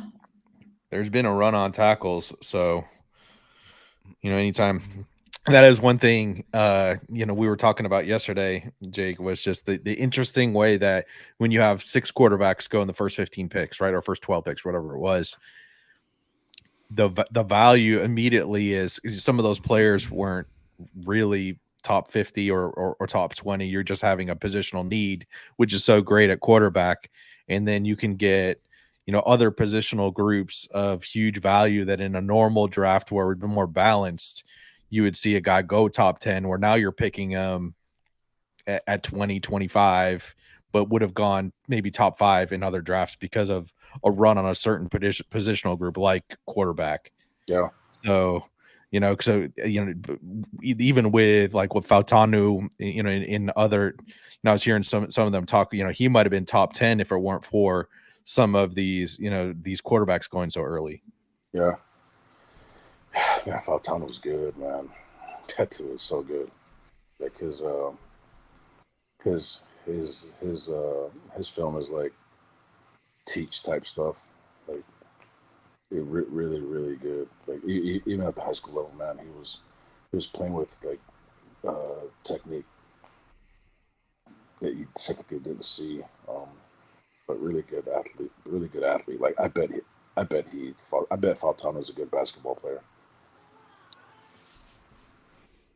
So the Cowboys select another tackle or guard from Kansas State, Cooper Beebe. Yeah, really good. Yeah, Kansas State. Yeah. Yeah, played him. Yeah, really good interior lineman. Mm-hmm. Why does the Dallas Cowboys draft room look like something out of Star Wars? Like it's the evil Lord's lair or something. Yeah, Coach, you'll see it here in a second. But it's all dark with the silver and blue colors, which is kind of Star Wars. Yeah. This is a reminder. Steph, take your pill. Cowboys draft picks. Oh, okay. So they This went is a tackle. reminder. Steph, take your pill. Yeah, a lot of these picks are going fast now. Pick 74 is up with the Atlanta Falcons. Andre Rison. I remember him as well. Falcons wide receiver in the early 90s. Yeah. Mm-hmm. I definitely threw to him in Tecmo Bowl. Super Tecmo Bowl, baby. Yeah, you guys had mentioned the Cowboys earlier. Jerry Jones's grandson actually played for us at Texas. Really? Yeah, and actually, Arthur, he was a walk-on wide receiver. He graduated last year. Yeah, and I think you guys just mentioned the Falcons. Arthur Blank, the owner of the Falcons, his granddaughter is a student intern at Texas right now. And one of the scouts for the Cowboys, his daughter is a student intern in the recruiting department as well. See, all the families are just gravitating towards the business, huh? Yeah. So my daughter, she's growing up a coach's kid, man, and growing up in college facilities her whole life. Right. She has a handful of options, but she's mentioned that she might want to work either in college volleyball, college football, or the NFL. So, yeah, the Vegas Raiders aren't too far from Utah Tech, and so if she decides to pursue the NFL route, I'll see if I can pull some strings so she could get a Raiders internship. Wow, that'd be dope. Yeah. You know some people at the Raiders, Coach? I think so. I'll have to. Oh, Braylon Trice, that dude's a baller too. Yeah. Is that the 6th Washington player off the board now? Yeah, because the defensive staff that Sark brought to Texas. A good number of them came over from UW, and I saw a lot of his tape because that's what we show recruits. But they did a really good job of recruiting edge guys at UW probably over the last 10 years. I'd have to check to see who's still with the Raiders to see if I know anybody over there. I've kind of like checked out. I've kind of checked out. I tell you what, the most football that I watched last year was actually Kahuku High School. Really? Yeah, because there's a linebacker named Leon Lefau that I recruited. He committed, but I left before he signed. Anyways, his family lives in the area now. So Saturday nights, I was over there mixing and watching Kahuku High School football. Nice. Yeah. So I think I only watched one entire Texas game, and that was the Big 12 championship. I think I only watched one. No, I don't think I even watched one entire NFL game last year. I think I watched bits and pieces of the Super Bowl, but other than that, kind of checked out. But because I worked in college football so long, some of these names sound familiar that are coming to the draft now. So, but Nice. kind of. Yeah. We had a question come in from Joe. Shout out to Joe, one of our podcast hosts, Joe Tuliki Hakau. He Hey, JoJo. chimes in with, he asked a question: which teams need the most help on the offensive line this year? Probably my Patriots. We're probably Bears. the biggest. Yeah. Hey, Chicago Bears, we need a little bit more help. does Trent Brown not play for the Patriots anymore? No, he went over to the Bengals, I think. So I think he's with the Bengals now. He didn't re-sign with us. Gotcha. His first cousin. I helped recruit him to Texas. We have Antonio Maffi as a guard that we're developing on the Patriots right now. Oh no, he was a dog at UCLA. Yeah, really good. Yeah, they kind of threw him out. Last year was just a mess for us, but so he got some experience there. We'll see how he develops, but he's a guard that we have developing. We got Chuk from Okafor from the Steelers, so we signed him this year because Trent Brown was our left tackle, so we got Chuk to come in. He has some experience at tackle. He's kind of played a bunch of different positions on the Steelers line, so we'll see how he fits with us. But he's assigned. We have Owenu that can play right guard or right tackle. I think if he at guard, I do think he could probably be a Pro Bowler. I think he's that good. But depending on with the draft that we just did, we might be able to push him back into right guard with the tackle that we took from Penn State. So we'll see how all that fits. My big question mark is, and we have David Andrews, who is like longtime team captain at center. So he's, been a stalwart there. Then left guard, we have the athletic kid that we drafted 2 years ago in the first round, Cole Strange, who last year was a little bit injured for us. So we'll see how that, he hasn't really balled out for us yet. The first year was some ups and downs, and then he was injured a lot of last year. So we'll see how that all fits. But my big question mark for us is left tackle. All right. Charles Tillman with our 75th pick. Hopefully it's a linebacker. We're talking Bears. Yeah. Oh, we took a tackle. Okay. Oh, that's who I liked for us. Notice he's good. Yeah. Crazy. Rod, Ron he needs to be Amagaji. developed. Yeah, but I think there's big upside with him as a left tackle. Who is it? His name's Kieran. Kieran, Yeah, Kieran Amagaji. Out of Yale. All right, I'm not mad at that. That's what's up. We got Alan Lumen. His tackle. Yeah, We need tackles. Our tackles. I knew the name there, and he was familiar with him. He was going to go day 2, day 3, based on the stuff that I saw there. So I think that's a good pick for you.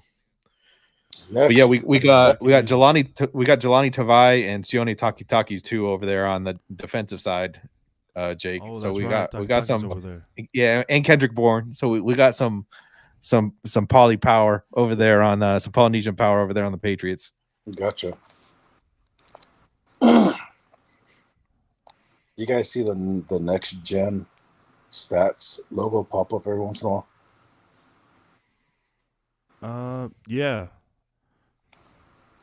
Yeah, they had reached out to me about it 2 months ago. Oh, really? Yeah. Oh, that'd have been dope. Yeah.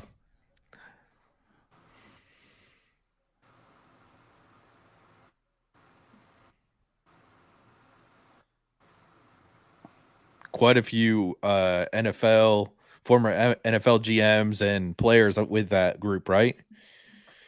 I don't think so. This one is more of it's almost like a startup. Hasn't been around not a startup, but it hasn't been around too long. But I just I think for me, man, like if I get back in the game, it can't be in that type of role. But there's a San Antonio UFL team that I might think about, trying to pursue. But the thing is, I don't want to miss out on my daughter's volleyball games. Yeah. So, she's going to play about 5 or 6 times here in Texas. And if I get back into volleyball, what that actually kind of does for us, it will kind of like prevent my wife from being able to go because, everything with Canon and stuff. So, but yeah, man, this is good, man. Shoot, I haven't, man, I mean, just sitting here watching the NFL draft, this is the longest I've sat to watch anything NFL related. Oh, Jonah List goes to Broncos. Let's go. Ellis? Nice. Yeah. Yeah, Jonah Ellis. He's Ellis. He's an All-American. Luther Ellis's son. Luther Ellis was a first-team All-American, first rounder with Detroit. Played a long time in the NFL. Is the D tackles coach now at Utah. Jonah Ellis was coached by my first cousin, Lewis Powell, at Utah. Does training with Anton Palapoy, who's a Samoan guy. I think he started out at Dixie as a safety, grew into a defensive end at UNLV, played in the NFL as well.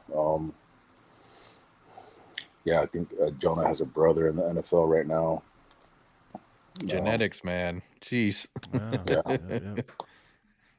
Yeah, so 6'2", 250. But yeah, love his effort, love his technique.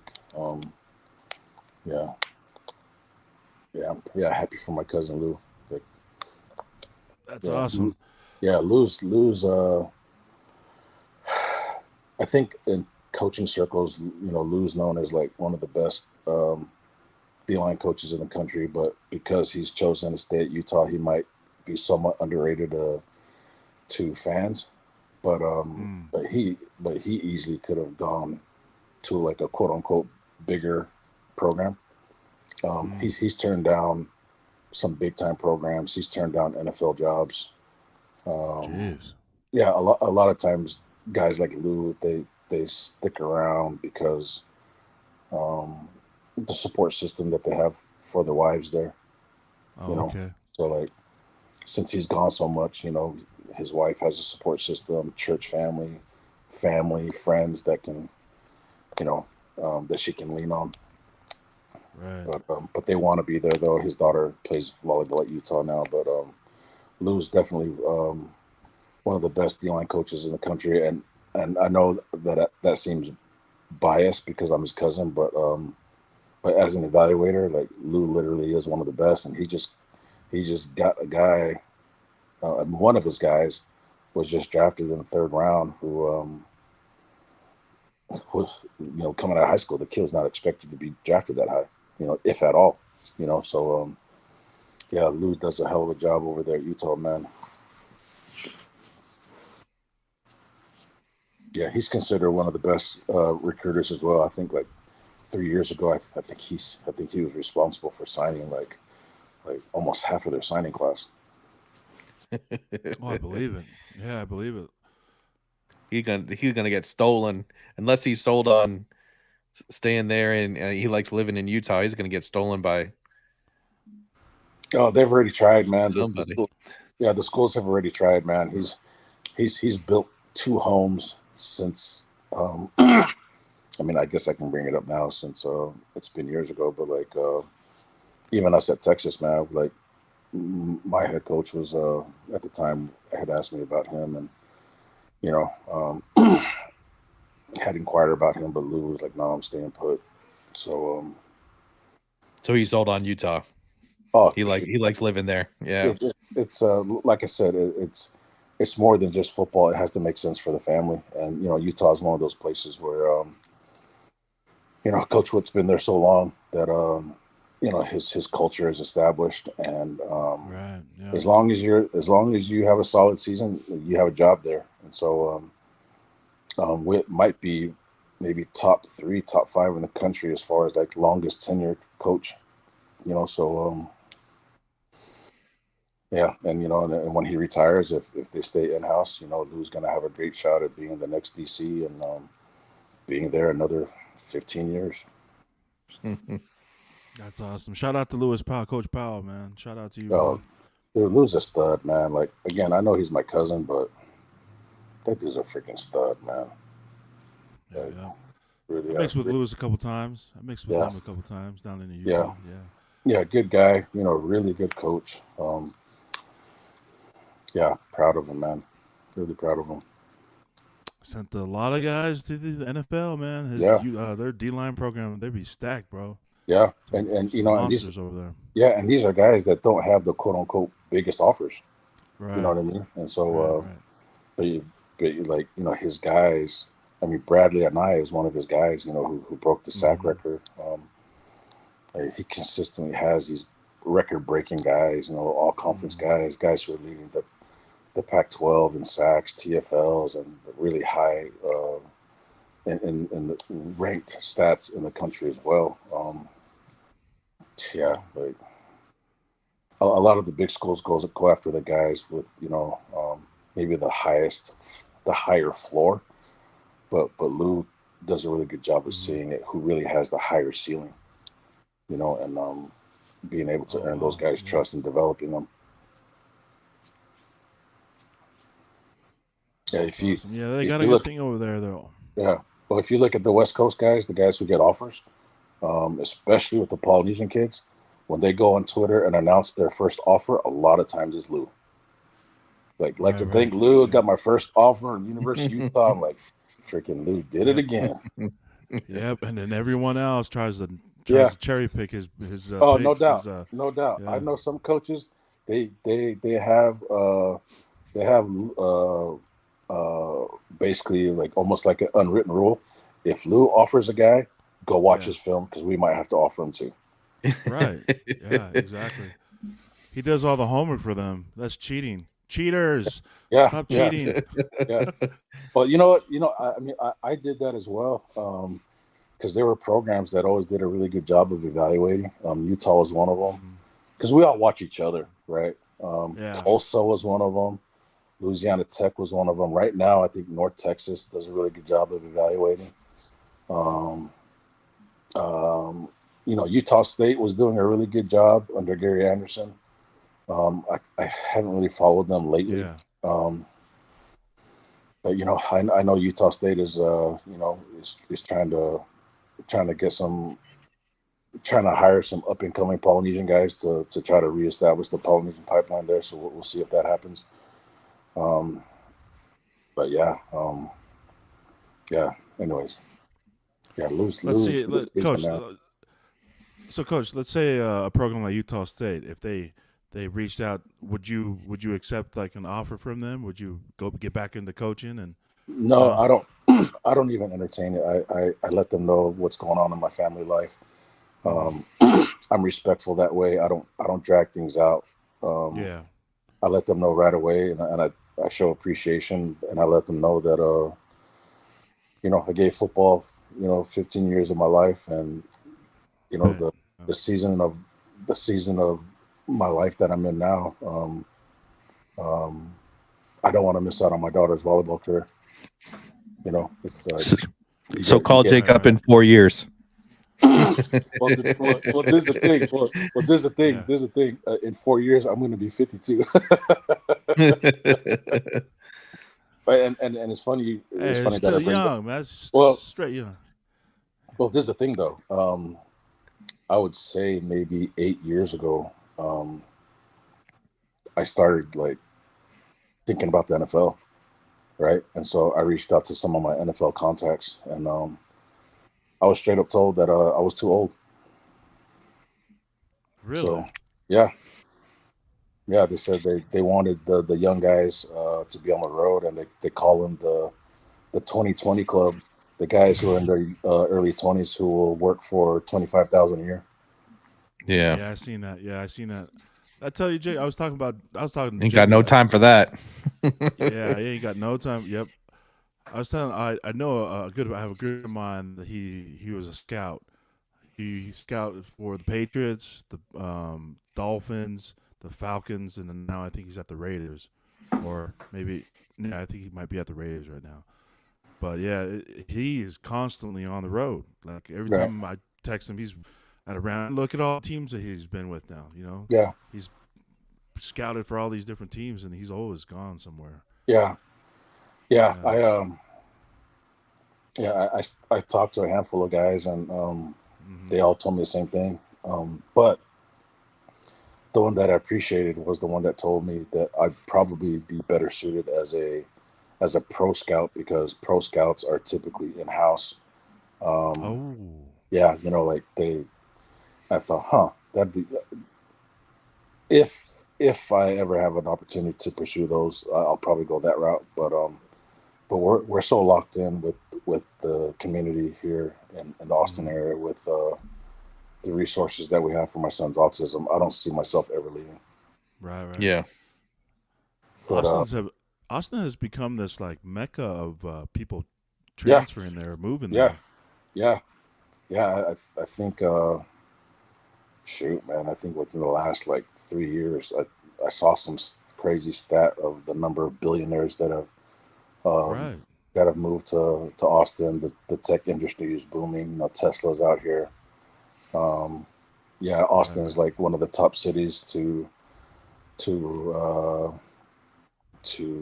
raise a family, to start a business, and retire. Hmm. Exactly. Yeah. So, yeah, Great education there. yeah, You got a yeah, lot of good stuff going for you. Yeah. Good balance of people, where you have a little bit of a melting pot of just a little bit, people from everywhere, which is, that's a good thing to stay balanced that way. yeah. If we had an ocean and mountains, like this would be the place. Right. Right. But yeah, there's a little bit of everything. A lot of UT players end up living here, so it's a good place. So you said the tech industry's booming there right now? Oh yeah. There's and that's and I don't know anything about that world, so I wish I did. But there's a lot of tech folks out here. Google is out here. I forget all these other companies that are out here. That video game company is out here. Is that Unreal Engine? The what? Unreal Engine? Unreal Is Engine. that the one Yeah, that's out yeah, there? yeah. No, EA Sports. Oh, EA Sports. Oh, Okay. Yeah, EA Sports. yeah, Yeah. Yeah. I mean, I used to know all these things off the top of my head, because I was part of like the recruiting, right? Like, because it can't just be football that brings a kid to a program, right? You got to sell the entire product, and so Austin was a really easy sell, especially for non-football opportunities. So Austin is the biggest city in the country without an NFL team, and so they are the NFL team. So if we're talking in terms of NIL, right? Right. Would you rather go to LA and compete with LeBron, all the other pro sports, and UCLA and all these other programs, or come to Austin and you're the only show in town. There you go. So what sports program do you see going first What do you mean? to Austin None. on a pro level? None. Not Jerry Jones will kill it. Oh. Yeah, he's already killed. He's already killed. Like, if there's a town that's actually ready for an NFL team, it's actually San Antonio.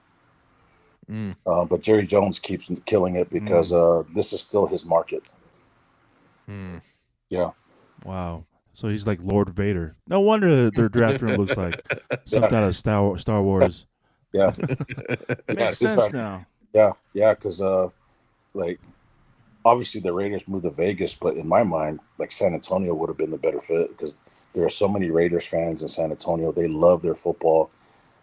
If you look at whenever there's a developmental league, San Antonio always gets a team. It's because their fans show up, right? It's because over there they just have the Spurs, Right. So hey, they would have matched the Spurs colors too with their absolutely gray and like, black. Yeah, absolutely. Like, dude, San Antonio, that they love their football, and actually, like, the high school scene in the San Antonio area is really, really good. And so and they have such a cool vibe out there. I wish San Antonio would get an NFL team. it's just down the road from Austin, right? Maybe a couple-hour drive.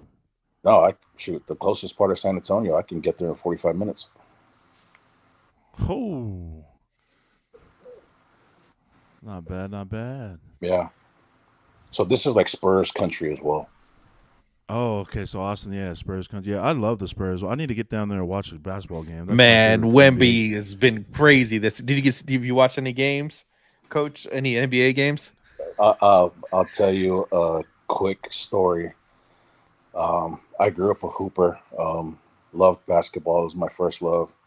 When we moved to Euless, I was automatically a Mavs fan, right? Mm-hmm. I was a fan during the tough years. We had some decent years with, Mark Aguirre, Orlando Blackman, Roy Tarpley, some of these guys fell off a little bit. But then we, under Don Nelson, we had Jason Kidd, Jamal Mashburn, and Jimmy Jackson, right? The 3 J's. Yeah, that was a team, man. Well, the thing is, because of injuries, they only played in like 30 or 40 games together. But then they had like some beef happen, right? But then they basically they slowly got rid of everybody.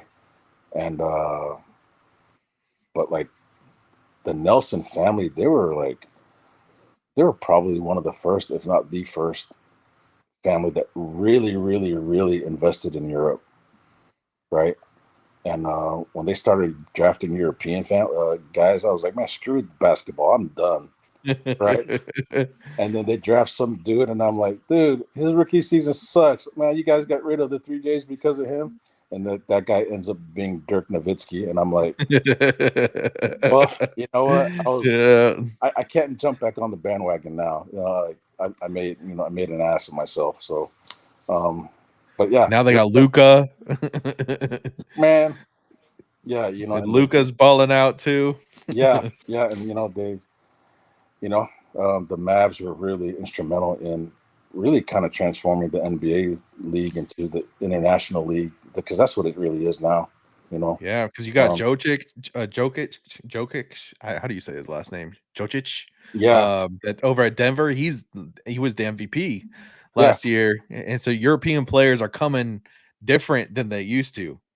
Yeah. Well, interesting. The thing is, though, like they've tweaked the rules to fit the international style. So because over in Europe, man, you had those big guys that could shoot and could handle the ball, where here it was all about power. But they've slowly kind of morphed into that style. So really, NBA is more like a more an international brand now. Yeah. But I was the idiot fan that was like, who the hell is Dirk? That Hall of Fame. Yeah. And you look at Wemby now, he can handle the ball like a guard pretty much, which is Right. crazy. You know, Right. he's out there, he's doing sham God moves, and at 7'4" Right. as a rookie. I'm really impressed. I was apprehensive about how he was going to adapt. Man, the second half of his season, where you could argue he was a defensive player of the year. I don't think he was a finalist for defensive player of the year. I know he's rookie of the year, but I'm very surprised. And watching some of his games and his highlights, like the sky's the limit for this kid. It's impressive to watch him. He can hit the three. He can take a full court and dunk on everybody. Like I do like. He's got a little bit of a savage in him, the way he tries to dunk on people, which I like to see. Gotcha. And he can handle the ball well. Then you can't block a 7'4" 3-pointer. Like you shooting a three, you can't block that. So he's been fun to watch this year. Yeah, I haven't seen him. I've just seen like clips on social media of him, right? But like, Yeah, it kind of goes back to the size athleticism combination, like, the body types, and like, you can't find those guys, man. Like, yeah. I mean, guys like him with his height and his athleticism. I mean, he might be one of one. Mm-hmm. You know what I mean? Like, yeah, the Bill Parcells, his thing was, I think it's called I think he called it the planet Earth theory, where he felt like there weren't very many big athletic guys running around on this earth. So he was a big believer in the big body types. We'll catch everybody up on the picks here. So after you said Jonah Ellis, right? We had Delmar Glaze, tackle out of Maryland, went to the Raiders. Kalen Bullock went from USC. Safety went to the Texans. Colts took another tackle from Pittsburgh. Matt Goncalves. I'm not sure how you say that last name. Jermaine Burton, wide receiver, went to the Bengals. And the Seahawks take Christian Haynes, guard out of Connecticut. And the last pick, Cardinals take Tip Riemann, tight end out of Illinois. Another Illinois pick coming in. Gotcha. Any of those names mean anything to you there? No. I'm just Not me either. no, yeah. I do. So Tip Riemann was a higher tight end. This isn't a particularly super deep drop tight end wise. So I knew a little bit about Tip Riemann, and I was hoping we draft him, but can block, run, catch, do everything. So I was hoping that we would kind of dip it on them. Just interesting. I don't think Sanders has been taken yet from Texas. Unless I missed it. Yeah, I don't know. I may have missed it too. See, I'm just barely seeing the Rams pick, Blake Corum. I'm just barely seeing that one. Gotcha. Yeah. Oh yeah. That one just came up on here too. Blake Corum going. For some people, that was the top-rated running back. On that championship team. He's seen a lot of snaps though. But Michigan guy. Yeah. Oh, gotcha. Shade under 5'8", 205, compact tackle breaker. Comparison, Doug Martin. Yeah, I'm good with that. He went back to school to go win a championship too. So because last year probably could have been drafted, potentially even higher than where he went this year, but went back to go win that championship. Ooh, probably had some good NIL too. And that's the thing. The NFL this year saw the least amount of early entries that they've seen in the last 15 years, and it's because NIL money is guaranteed, and so a lot of these guys, if you're predicted like kind of a later round guy, or maybe even like a 5th round guy, you have to ask yourself, or do you want to take the risk of maybe bounce around in the NFL as a practice squad guy, which means like you can get cut at any time, or do you want to come back and play for a year, develop, and get that guaranteed money? So Yep. So like for the families that reach out to me for advice, like I had a family reach out to me saying that their son was thinking about leaving early, but the team that he plays for, the coaching staff was begging him to come back, you know, and Yeah. yeah, the thing about sticking around in college is that you sacrifice accruing a year towards NFL retirement, right? And so hmm and so he had like a third, fourth round grade, and he didn't know how much money to ask for. And I told him ask for the NFL minimum. If they're gonna ask you to sacrifice a year in the NFL, ask for NFL money. Did he get it? Yes. Let's go. Yeah. Let's go. I might as well be an NFL consultant, NIL consultant now at this point. Yeah. / agent. Yeah, but no, people have gone after me, you know, to try to join their NIL companies or whatever. But no one has given me a good enough reason that I should jump in that space and take a percentage of some young man's money. Because I know for me, the people that reached out to me, they haven't given me a good enough reason for my daughter and I to join them. You know, so yeah, yeah, I haven't seen a good enough reason yet. Welcome back. Notice we had a couple of Michigan guys go off the board. We had the running back Blake Corum, and then we just had Roman Wilson. Blake Corum went to a stacked team over at the Rams. That Rams team and that offense is looking good over there. And then you got Roman Wilson going to the Steelers. And Roman Wilson's another one of those fast twitch guys, can get open really easy. Was, you know, some thought he was going to go second round. So here we are in the third round. So he was probably high on a bunch of people's boards where he was just, you know, this guy's always open. Got a really good 3-cone, got that type of, you know, Julian Edelman type twitch to him. He was the go-to for JJ McCarthy, and he won a championship this past year. So another Michigan guy. Another Michigan guy. Yeah. Huh? Yep. Another Michigan guy goes. And we got the Browns on the clock. Okay. Yeah, Joe. So Joe posted in the chat, NIL money changed the game in a big way, especially with what you're talking about, Coach. Shout out to Joe for the chat there. That's right, man. And NIL did change the game, encouraging. You know, and that can mean a lot, right? So encouraging guys to come back. Like just before you came back, notice we were talking about this, where guys are having to decide, like a running back, do I go take 5th round money in the NFL or maybe bounce around a few teams, or do I stay for my junior, senior year and get that fully guaranteed NIL money? Yeah. And it's definitely changed the game.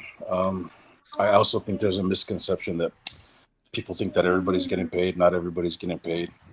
It's even at the big schools, not everybody's getting paid. But it definitely has impacted the college game.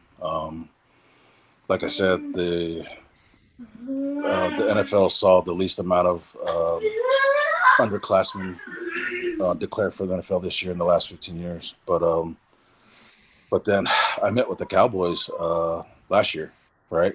And their director of player development told me that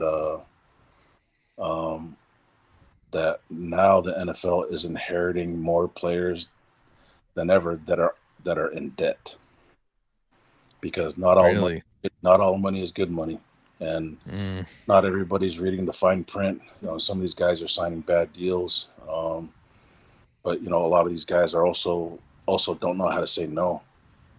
You know what I mean? So yeah, so you know, for me personally, you know, when I watch, you know, these draft parties, you know, and I understand that, you know, a lot of people, you know, may have helped in or have a role in that kid's life, right? How and I also understand it's a party, right? But like, Some of them are just poaching off of these kids. if you really think about it, right? If you looked around in the room, how many had a real impact on your life, right? To me, I'm all about cutting the fat, because when I recruited, my approach was the only people that matter to me are the people that live under your roof. That's it. Like, does your high school coach matter? Yeah. I'll want to confirm your work ethic and character and grades and leadership with him. Trainer, yeah. Um, but end of the day, it was going to be a family decision, right? And so if there were way too many middlemen in your life, that was a red flag to me. Um, like, I had to evaluate who your friends were, because I had to figure out, okay, who was going to come visit you on game days and who was going to want to party at your place, on after the game. I think there's way too many middlemen involved, or way too many coattail guys. It's always nice to see like draft parties, and it's a very small group. This is the gut check, though. Like, if your dream is to make it to the league at an early age, earlier than what your friends that are going to lead you the wrong path, you got to decide: am I going to be that type of kid that parties, or am I all in on? Am I all in on making it to the league? And so, I know Texas would tend to recruit the high character guys, right? That's really what you guys looked for over there. But it's just, it's interesting that the everyday high school life is more about partying, and early college years is more about partying for the average human being. But you're an athlete, you got to start moving and thinking differently. Yeah, and you can kind of figure that out during the recruiting process, because you have to juggle so many things, right? And so as soon as someone gave me the vibe, or even just straight up told me, man, I just want to play ball, huge red flag, because you have to juggle so many things, and it's about time management, especially with NIL, because there's certain responsibilities that come along with it, and expectations, for them to give you that money. Yeah, it's a different life, but you get to know who's really about that life, starting in high school, and who's gonna be successful, past college, whether that's NFL or not, because really at the end of the day, man, you just have to. You really want to get guys that want to go pro in football, but want to be a pro in life. This football stuff isn't going to last very long, and as soon as the money stops coming in, a lot of people will stop calling you. So, Right. So we have another Michigan guy go off the board to the Browns, guard Zach Zinter. Yeah, and then our guy Dominic Pooney from Kansas, guard, goes to the Niners. Oh, right nice. after that. Nice. Yeah, he was a really good offensive lineman for Kansas, man. He played really well against us. Where's he from? I can't remember. I asked that because I'm like, how do you end up in Kansas? I think he was at a smaller school. He might have been an FCS guy, and then he entered the portal, maybe like a late developer, and then Kansas picked him up. But Kansas has done really well the last 2-3 years. Shoot, they beat us back in my last season at Texas, 2021. But that, excuse me, Kansas was always physically tough, man. They're always physically tough. They have good facilities. Pooney 0 sacks allowed in 735 career pass block attempts at Kansas. Started all 25 career games at Kansas. Yeah, so he transferred it from somewhere. I don't know if he's a JUCO guy or FCS guy, but so he was Central Missouri Mules is where he was before he went to the Jayhawks. That's D2. That's D2. Wow. So so you almost Is have he an to. Independence kid? Is he from Independence? I don't wonder know. if that's how you. I don't know, but if he signed with a D2 school, then you almost have to wonder, like, okay, how much did he weigh coming out of high school? Or was it a position change, or whatever? He's a But He is a Missouri kid. So okay, so he was born in St. Charles, Missouri. okay, I'm just looking him up right here. Played high school, went to Francis Howell Central High School. Then he went and played at University of Central Missouri, and so he didn't. His season was canceled. He had the COVID year, and then so he played, and then he went to the University of Kansas in 2022. Interesting. yeah, he was pretty good. St. Charles. I don't think that's right by. I don't think that's right by Independence. I don't know where that is, but like, it's always cool to hear about the D2 guys that develop and transfer up and then now get drafted. Yeah, the late bloomers, man, are always kind of fun to watch. Yeah. Yeah, Well, congrats to him and his family. That's awesome. Yeah, I've signed 5 stars before, especially being out of Texas. I've been a part of signing 5 stars, but I actually enjoyed finding the diamonds in the rough better. Like, those were more enjoyable for me, and meaningful as well. Right. I mean, you gotta love a good story, right? Like Yeah. you just where it changes your family's trajectory forever. You love to hear that. Yeah, so he's I got a guy who was he should get he'll probably get a free agent shot, maybe low draft, 7th rounder, but his was from a small private high school in Racine, Wisconsin. Was more of a basketball player and defensive lineman. Didn't qualify academically, didn't have any offers, any D1 offers football wise. Went and played JUCO ball for 1 year.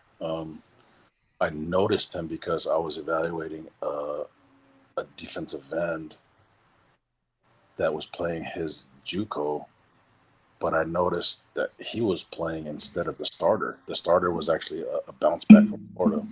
I just kind of noticed, hey, that's a different number than the number that I had seen earlier in the season. This guy, come to find out, man, he only started the last 4 or 5 games as offensive tackle. First time he ever played O-line. And I convinced him to beef up his classes and get the hell out of there, out of JUCO. He did. I signed him. We went through the COVID stuff. New staff came in. He transferred. He got his weight down from like 360 to about 310. He ran like a 5.02 for the scouts. Wow. Yeah, really, really cool story. He just got engaged. He's gonna marry his high school sweetheart. Yeah, like, just really good guy, man. And the funny thing is, his JUCO O-line coach told me not to go after him. Yeah, It'd be the closest people sometimes. Well, the crazy thing is, his JUCO O-line coach was telling me to go after another O-line guy, but I had actually evaluated that kid. Yeah, he was transferring in from a JUCO in California. Really good player, but work ethic and grade issues. That kid ended up being a JUCO All-American, but didn't qualify academically. Never played another down of football. Whereas my guy, he should get a call this weekend. Let's Very go. nice. Let's go. Let's Hey, go, Maurice let's go. Leo Fowl goes to Marist. those Notre Cowboys. Yeah. They got Marist? a dog, bro. He's Marist. Yeah, I think he's Lou St. Louis. Fowl. Yeah, Yeah, he is. Yeah, that's a Hawaii St. Louis kid. Yeah, he was really good. Packers are up. The green team is up. Oh, is he the first running back taken off the board? Marshawn Lloyd from USC? Third. Oh. Because Trey Benson and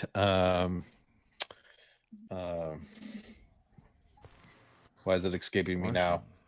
The Texas running back are both off the board. And Marshawn Oh, okay. Lloyd.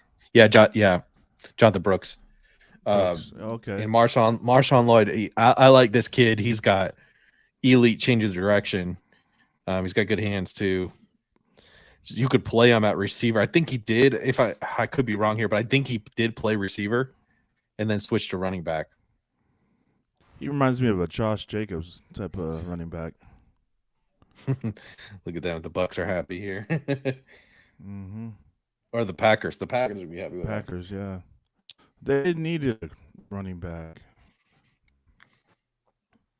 Yeah, because they lost Aaron Jones over to Minnie. Yeah, but then they got Aaron- Josh Jacobs, so they got another Josh Jacobs type runner. Yeah, this is going to be more their third down back, I think, at least initially.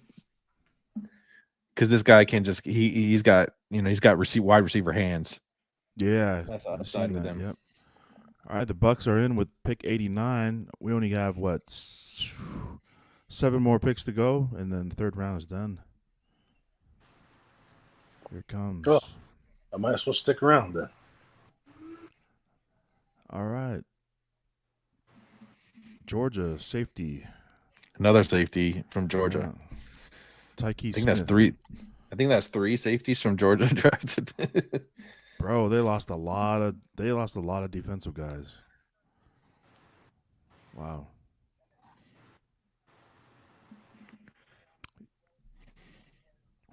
Yeah, we beat Georgia in the 2018 Sugar Bowl right before they made their big run.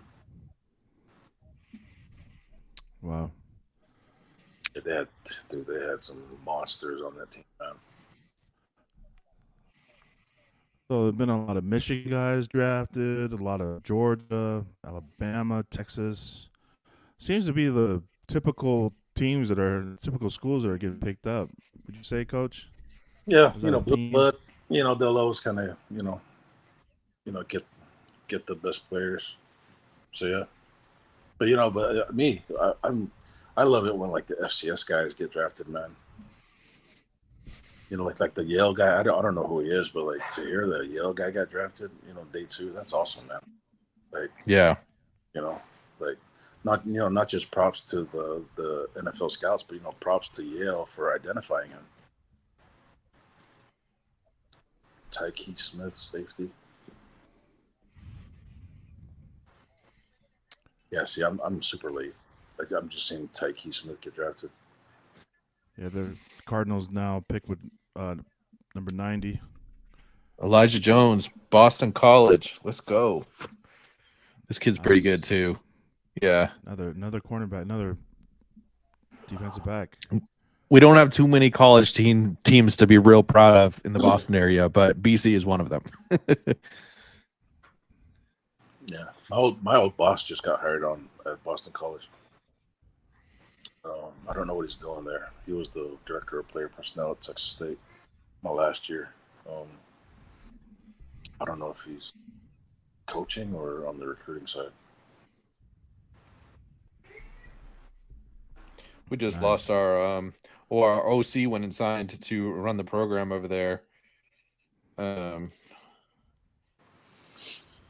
he left. It's kind of a mess at the Patriots. So Bill O'Brien went over there, and he's coached at the Texans. So he's running the program now at BC. Oh yeah, that's right.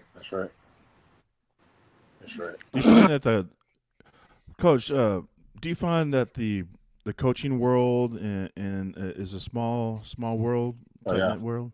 Yeah. Oh yeah, no doubt. Yeah, everybody. It's easy to get information on each other because the world's so small.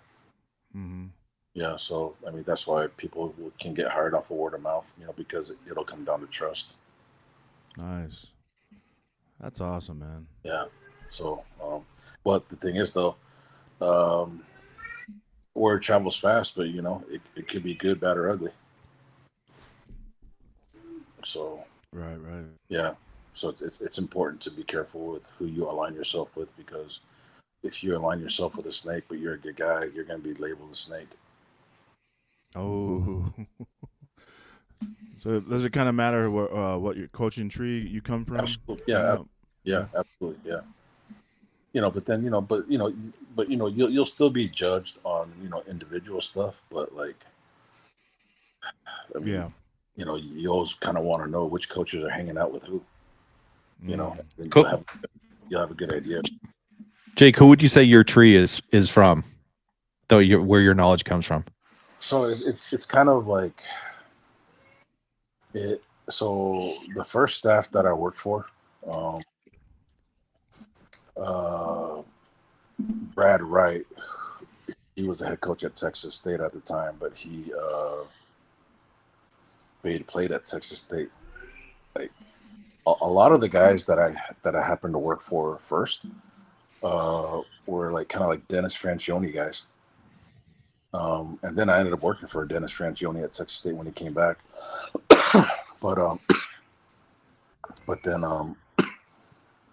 working for Tom Herman at Texas,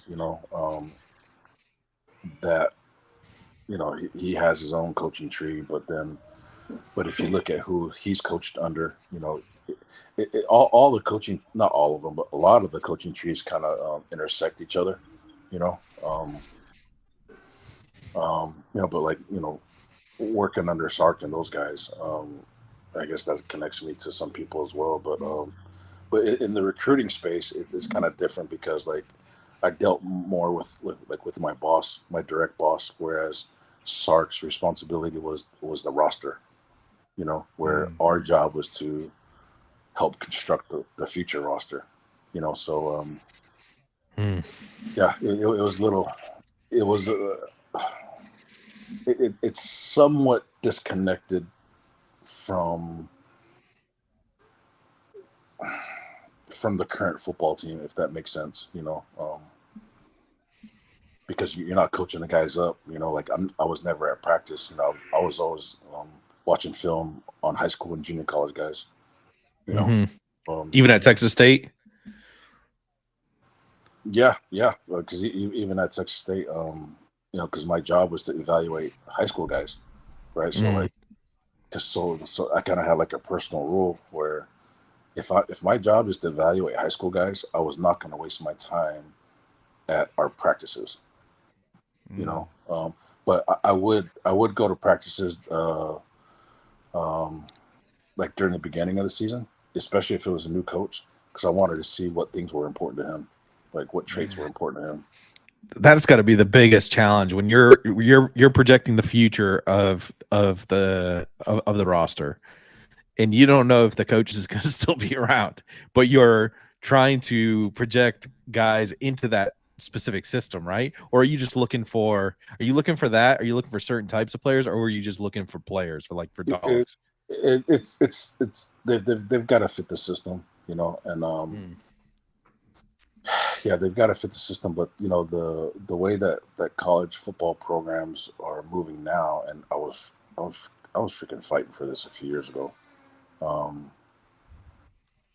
If you think of it this way, right? And when I was at Texas State, there was probably 1, 2, 3, 4, 5 different offensive line coaches that I was there. Wow. And they all recruited different body types, right? We had different offensive systems. But let's say you had one offensive line, let's say under the same head coach, let's say you had 3 different O-line coaches, right? That recruited differently. All of a sudden, like that room is jacked up, right? Like it doesn't make sense. And so Yeah. The way that college programs are being constructed now, they've moved towards the NFL model, which is what Bama has been doing for years. And so the reason why Bama, there was really no drop off with the talent level or the body types is because they understood that they had to recruit the body types and athleticism combinations that Saban wanted. It didn't come down to the coaches, right? So that's really more of the NFL model where the GM determines who gets recruited. So at Ohio State, the GM there, him and his staff, they evaluate the high school players and they tell the coaches who to recruit. Wow. Right, and that's where it should be because look at how many coordinators came through Saban and he still won. Yeah. It was crazy. because it was his system, right?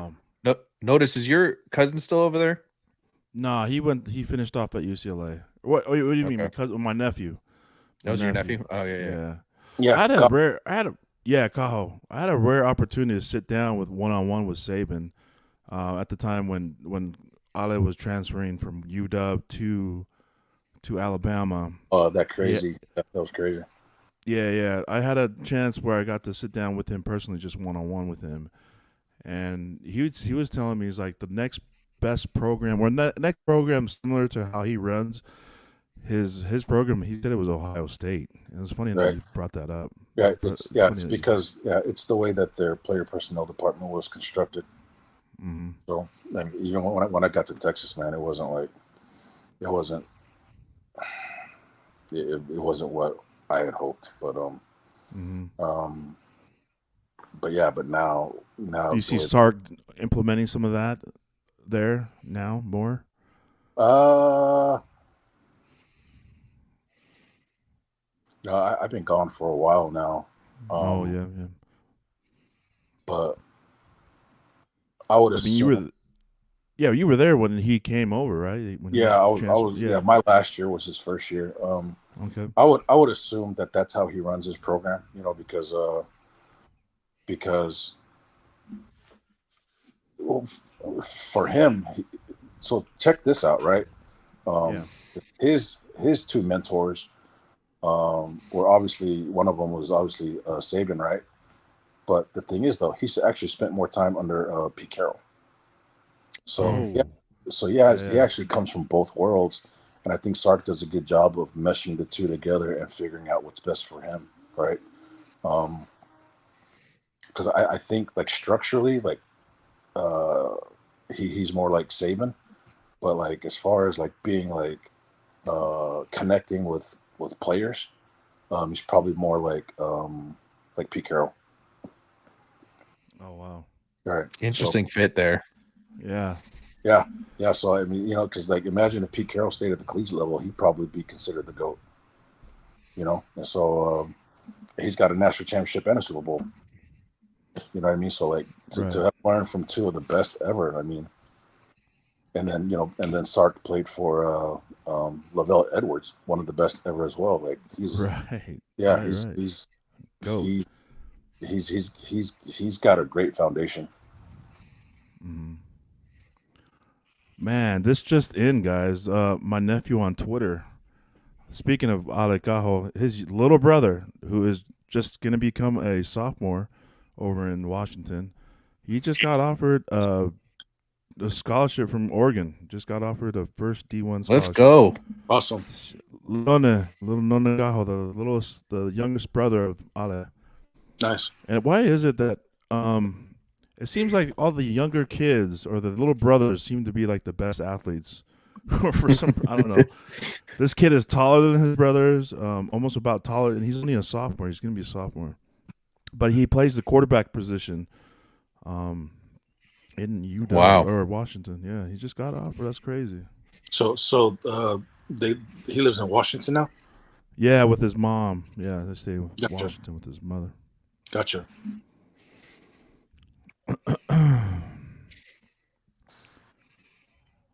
Oh, I got another question from Joe here. Will Archie get more in-game touches this year? I'm not sure which Archie he's talking about. Talking about Archie Manning? I don't know. He's quarterback for Texas. Oh, okay. So I don't know if there was a spring game that showed some of his highlights. So people are already getting because of the genetics, because of the bloodline, and he threw like 3 touchdowns and 300 yards in one of the spring games. If that's let us know, Joe, if that's who you're talking about. Is that you're talking about Archie Manning? Okay, so 93rd pick overall, Haloti Ngata is back make the stage or back on the stage and make an announcement. Looks like he brought his sons to the stage with Got the him. boys in there. Let's go. They're His- big. his- Holy. Yeah, his oldest son has an offer from Utah. Oh, really? Yeah, and guess who offered him? Coach Powell. Yep.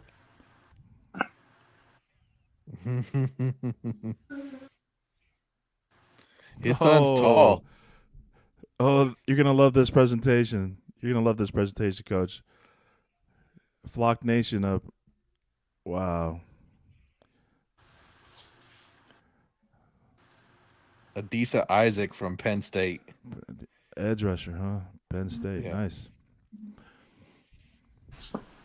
Man, you know what? We still need Sione Vaki off the board. Come on, man. What's going on I here, know. guys? Sione Vaki needs to go. The Tonga Nightmare needs to get off the board. Let's go. Come on.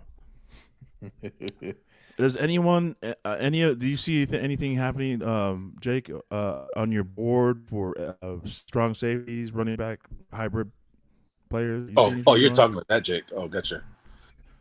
Either of us. Either of you, Coach Jake Lonnie or Jake, podcaster Jake. Man, I haven't seen any. Like, Do you see any need for Sione? and I have. Could he get off at this? Because there's only 3 more picks left. Yeah, I don't know. I don't know. I haven't. Like I said, I didn't watch one entire football game last year, so I don't know. Or So NFL. the Eagles are up next. Yeah. Eagles are up next. With the 94 pick, their pick is in. Yeah, the Commanders do have a need at safety. So at pick 100, we might see him go there. Oh, Sam is tall. Yeah, you see that, Yeah. Coach? Sam looks Yeah. taller. They're at least the same height, 6'4", 6'5". How old is his son? What year is he? I think he might be like a sophomore. Sophomore. Yeah, yeah. I saw him tweet that not too long ago he had his first offer from Utah from Coach Powell.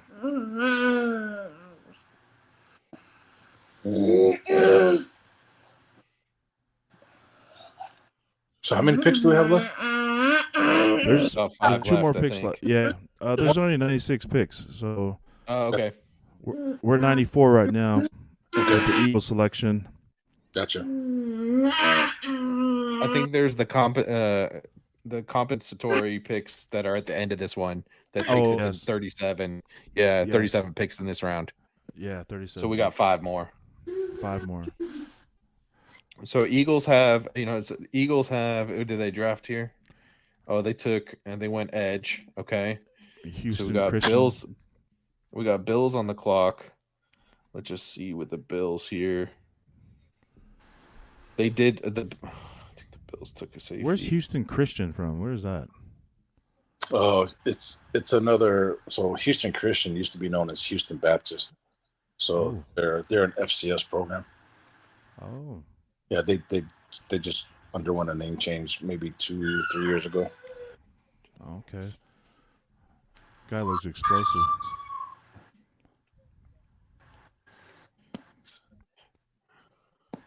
All right, the Bills in with pick number 95.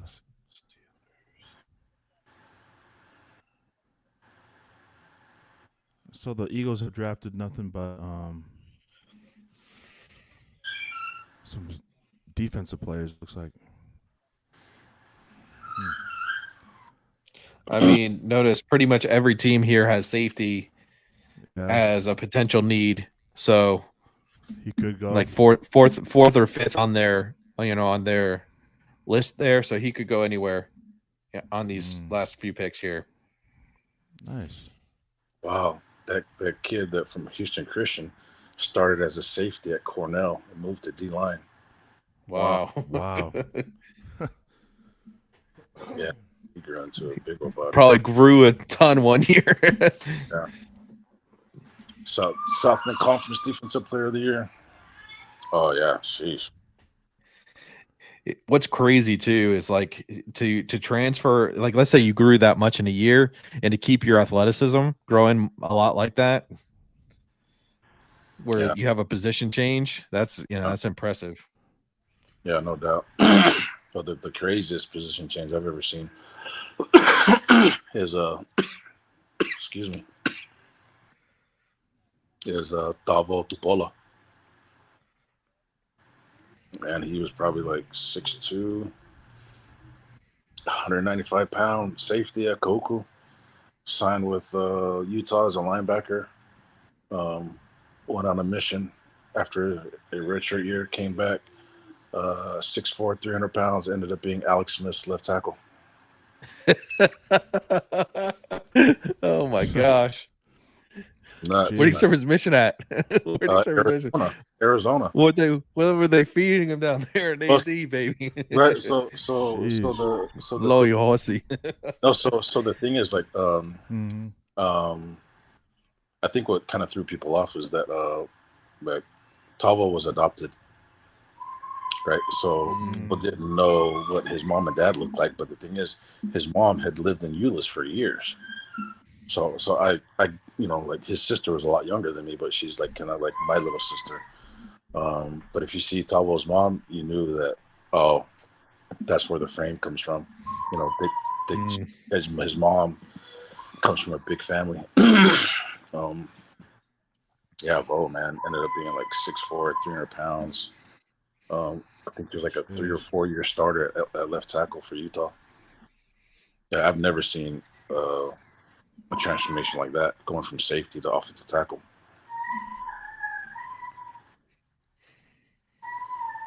Wow. Sheesh. Ate good on that mission. Yeah, he Sure said did. beans and rice, you know, and he was like, "Yeah, it's the food, the food, the food." I'm like, it's the genetics. Yeah, right. Yeah, the food just helped magnetize your Right. genetics. Yeah, and that's another thing too. Like, you know, especially the NFL, man, it's such a genetics tools league. Like those Wow. guys are just different, man. They're just built different, and you know, but a lot of people don't like. Yeah. Would you say that they look for long, lean players that take up space, right? They're looking for the people that big man's game, essentially, kind of, right? Ideally, yeah, you know, ideally you want, you know, because really at all the positions you'd like length, right? But they definitely look at body types, look at athleticism. The guys that play in the NFL, they're just different. They're just different, man. And so, and I don't think the typical fan really appreciates how athletic these guys really are. Because you know, the reality is, right, like, you know, like you guys have been in rooms full of collegiate athletes and sprinkled with NFL guys, right? Like even like Big Paul, right? Big Paul is not an average human being. Right. You know what I mean? And like, and to think that he was a walk-on, holy crap! Like, you know, like, man, Big Paul, he's just different, right? And but you know, but then when you think about like the genetics with the Polynesian people, and like, you know, Samoans, you know, being almost 60 times more likely to play in the NFL than any other ethnic group. Right. I'm assuming Tongans are probably in the 40s, right? But like a Kava circle is a great example of being around people who are like, holy crap. You know what I mean? Like, this isn't normal, you know? Right. And to think that Saya Falahola was one of the smaller ones. Right. You know what I mean? That's right. That's nuts, man. That's because there's Big Rich and Big P and Saya and Right. Yeah. Those are massive individuals, dude. Yeah. Yeah. Young kids. Yeah. And so, man, I remember going to a mix at home one time, and it was a funeral, and we were mixing, and there was, I think I counted, I think there were about 25 people in the circle, because it was a big circle. Half of them had played college ball, 3 of them had played pro, right?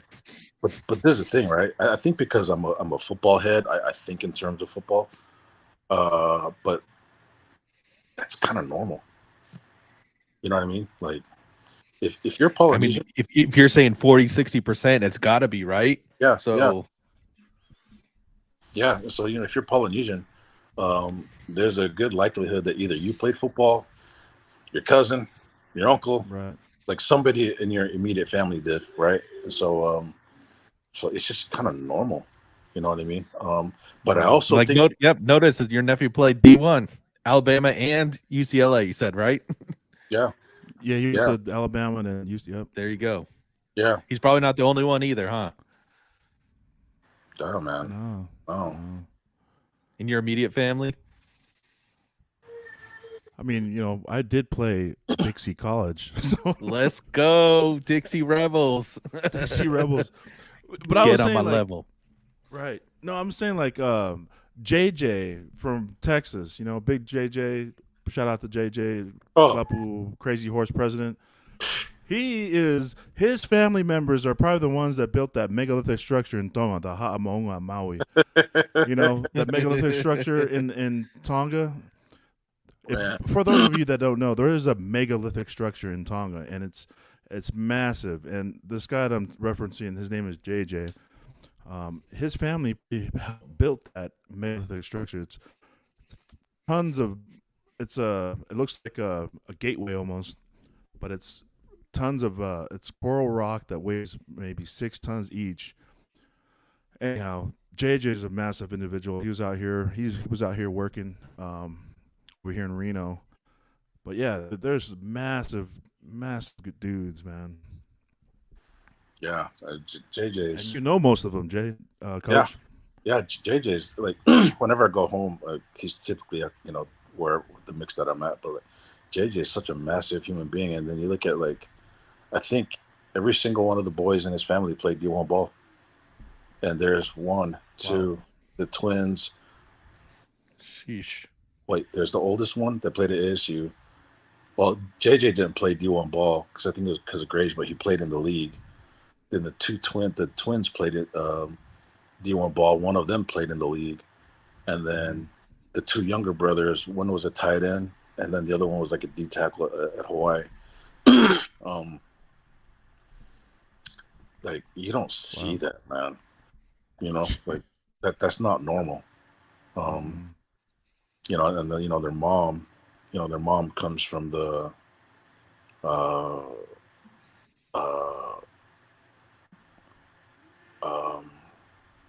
is it his mom? Shout out to JJ, man. Shout out to you, Prez, Yeah, Crazy Horse in I Texas.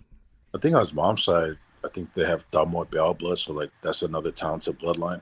Oh But like my I gosh. think his mom is like first cousins with Tim Manoa. So I mean they have their bloodline is nuts, man. Wow.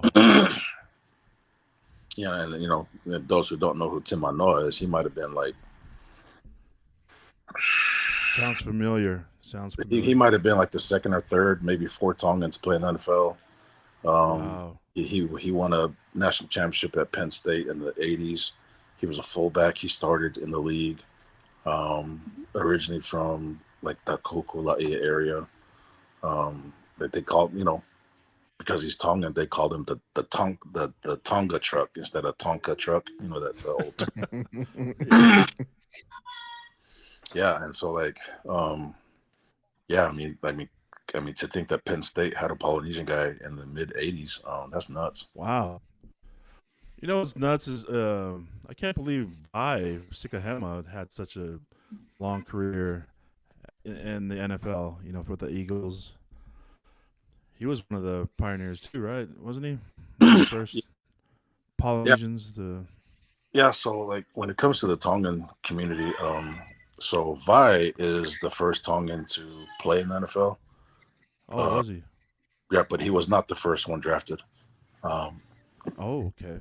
Yeah, so there was a guy named Filippo Mokofisi who was drafted in that same draft, but drafted before him. Oh, a Mokofisi. Yeah, Nuku Nuku. maybe. Yeah. Yeah. But Filippo, but the difference, right, is that Filippo was actually a starter. He was WAC Defensive Player of the Year. He was an All-American at Utah. I think he had the sack record there up until the early 2000s. and so had NFL written all over him. But he had Wow. some major injuries. Whereas Mhm. Vi was actually a special teams player at BYU. Oh, okay. He was never the starting running back or anything. So, but he found his niche with special teams. And so I think like with our community, you know, Filippo gets forgotten about. But like if you were around in that era, like everybody knew like Vi was good, was a really good special teams player and all that. But the man was actually Filippo. You know, so Wow. yeah, so yeah, Filippo's son played at Utah. He signed a free agent contract with somebody. Then he walked away from football, and then I think his younger son is one of the offensive linemen at Utah right now. But yeah, but Filippo was actually the first Tongan drafted. Vi was the second. Vi was healthy, played for a while in special teams. I think Vi was the first Tongan to play for BYU as well. Oh, wow. Yeah, and you know his Dude. crazy story of coming over here for boxing, and you know was Yeah. in the '80 Olympics, but you know was boycotted and all that stuff. Right. Jake, coach, you know so much history, so much like all these, things, tidbits of information that you just have a plethora of, man. You know what I'm saying? So that's so, Wealth of it's so, like, information. a super well, a deep well of information He- and wealth. He connects the dots for us. I love it. Literally, brother. Literally, like we are so, Especially with for like those the of you- genetic background. I love that too. Yeah, that's so deep. Like that's some information that you wouldn't know unless you talk to someone like you or have someone like you on a podcast talking about it. That's amazing, man. I love it. I appreciate Coach for sharing. No, I appreciate Mahalo. that was actually part of my value in recruiting because Wow. you know if I've always appreciated genealogy, ancestry. Jack Damuni at BYU calls me ancestry.com.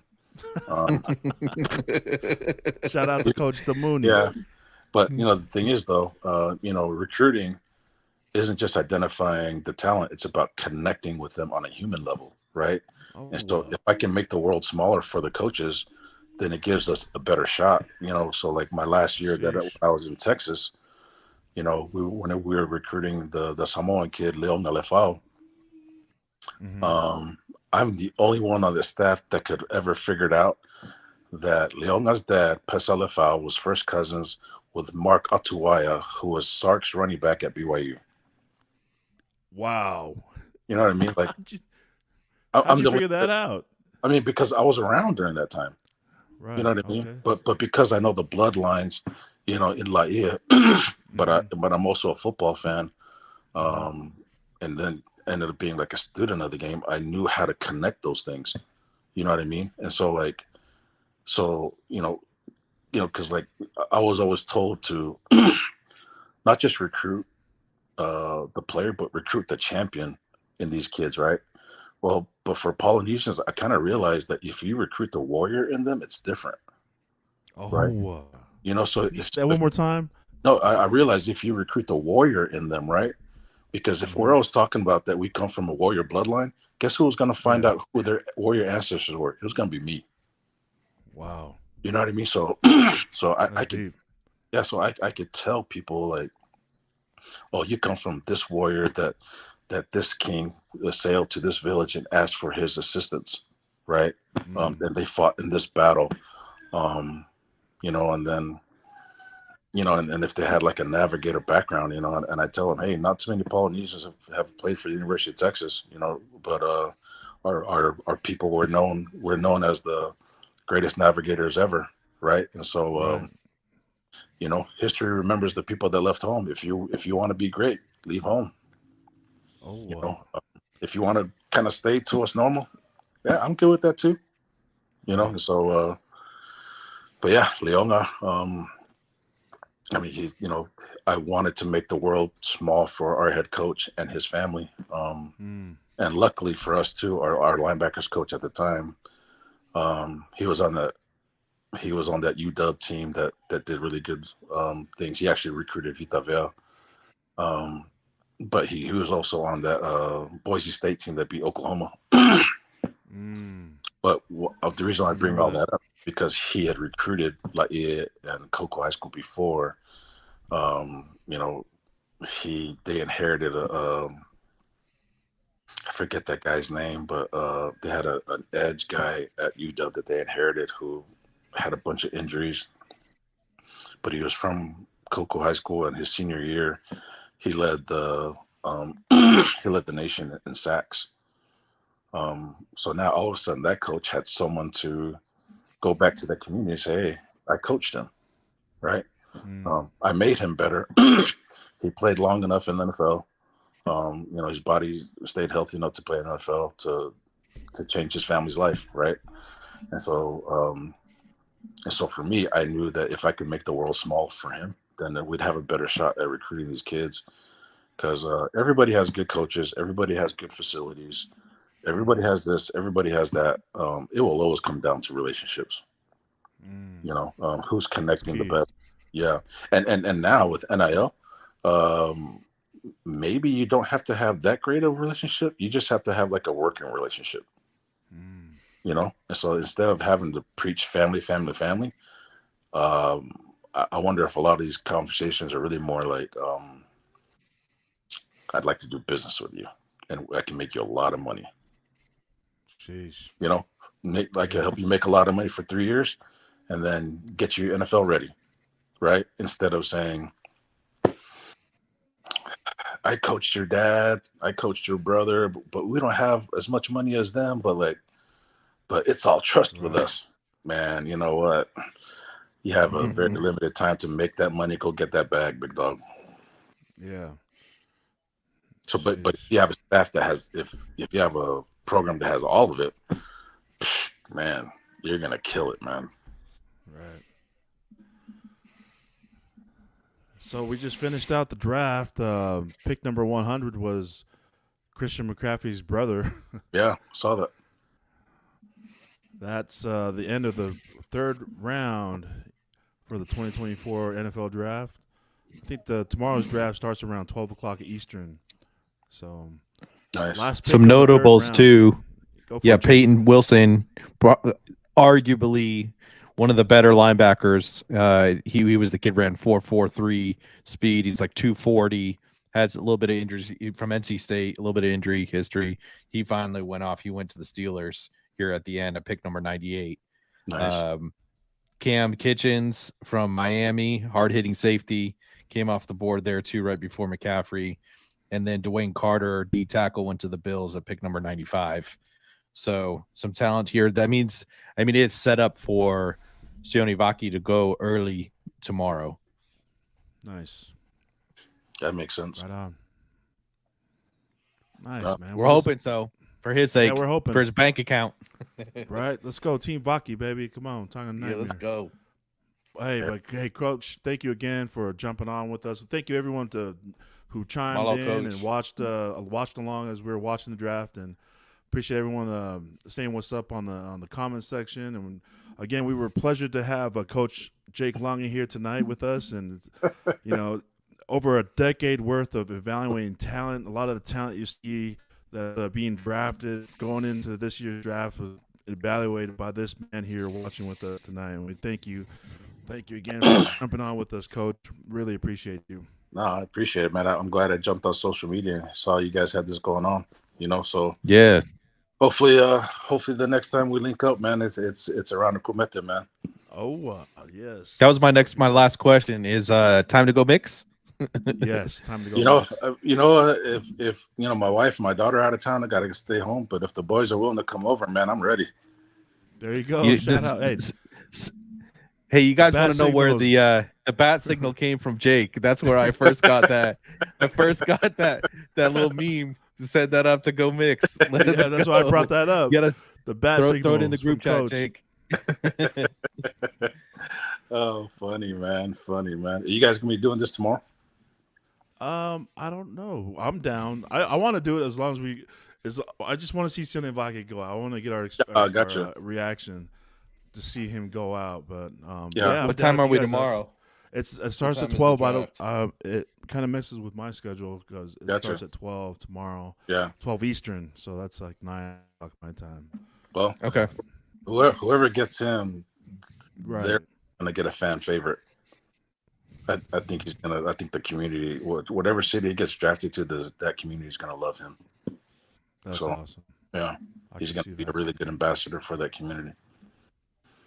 Right but yeah. on. I appreciate Thanks you. everyone. Yeah, thanks again, Coach. Thank you for Yeah. everyone else, and thank you guys. Thank you, Jake. Both Coach Jake and Jake the podcaster. Thank you. Yeah, right on. We'll talk soon, guys. All right. Off Okay. to All right, Togos. everyone. Have a Yep. good night. Yeah, Bye. I'll see ya. Okay. Bye. Late.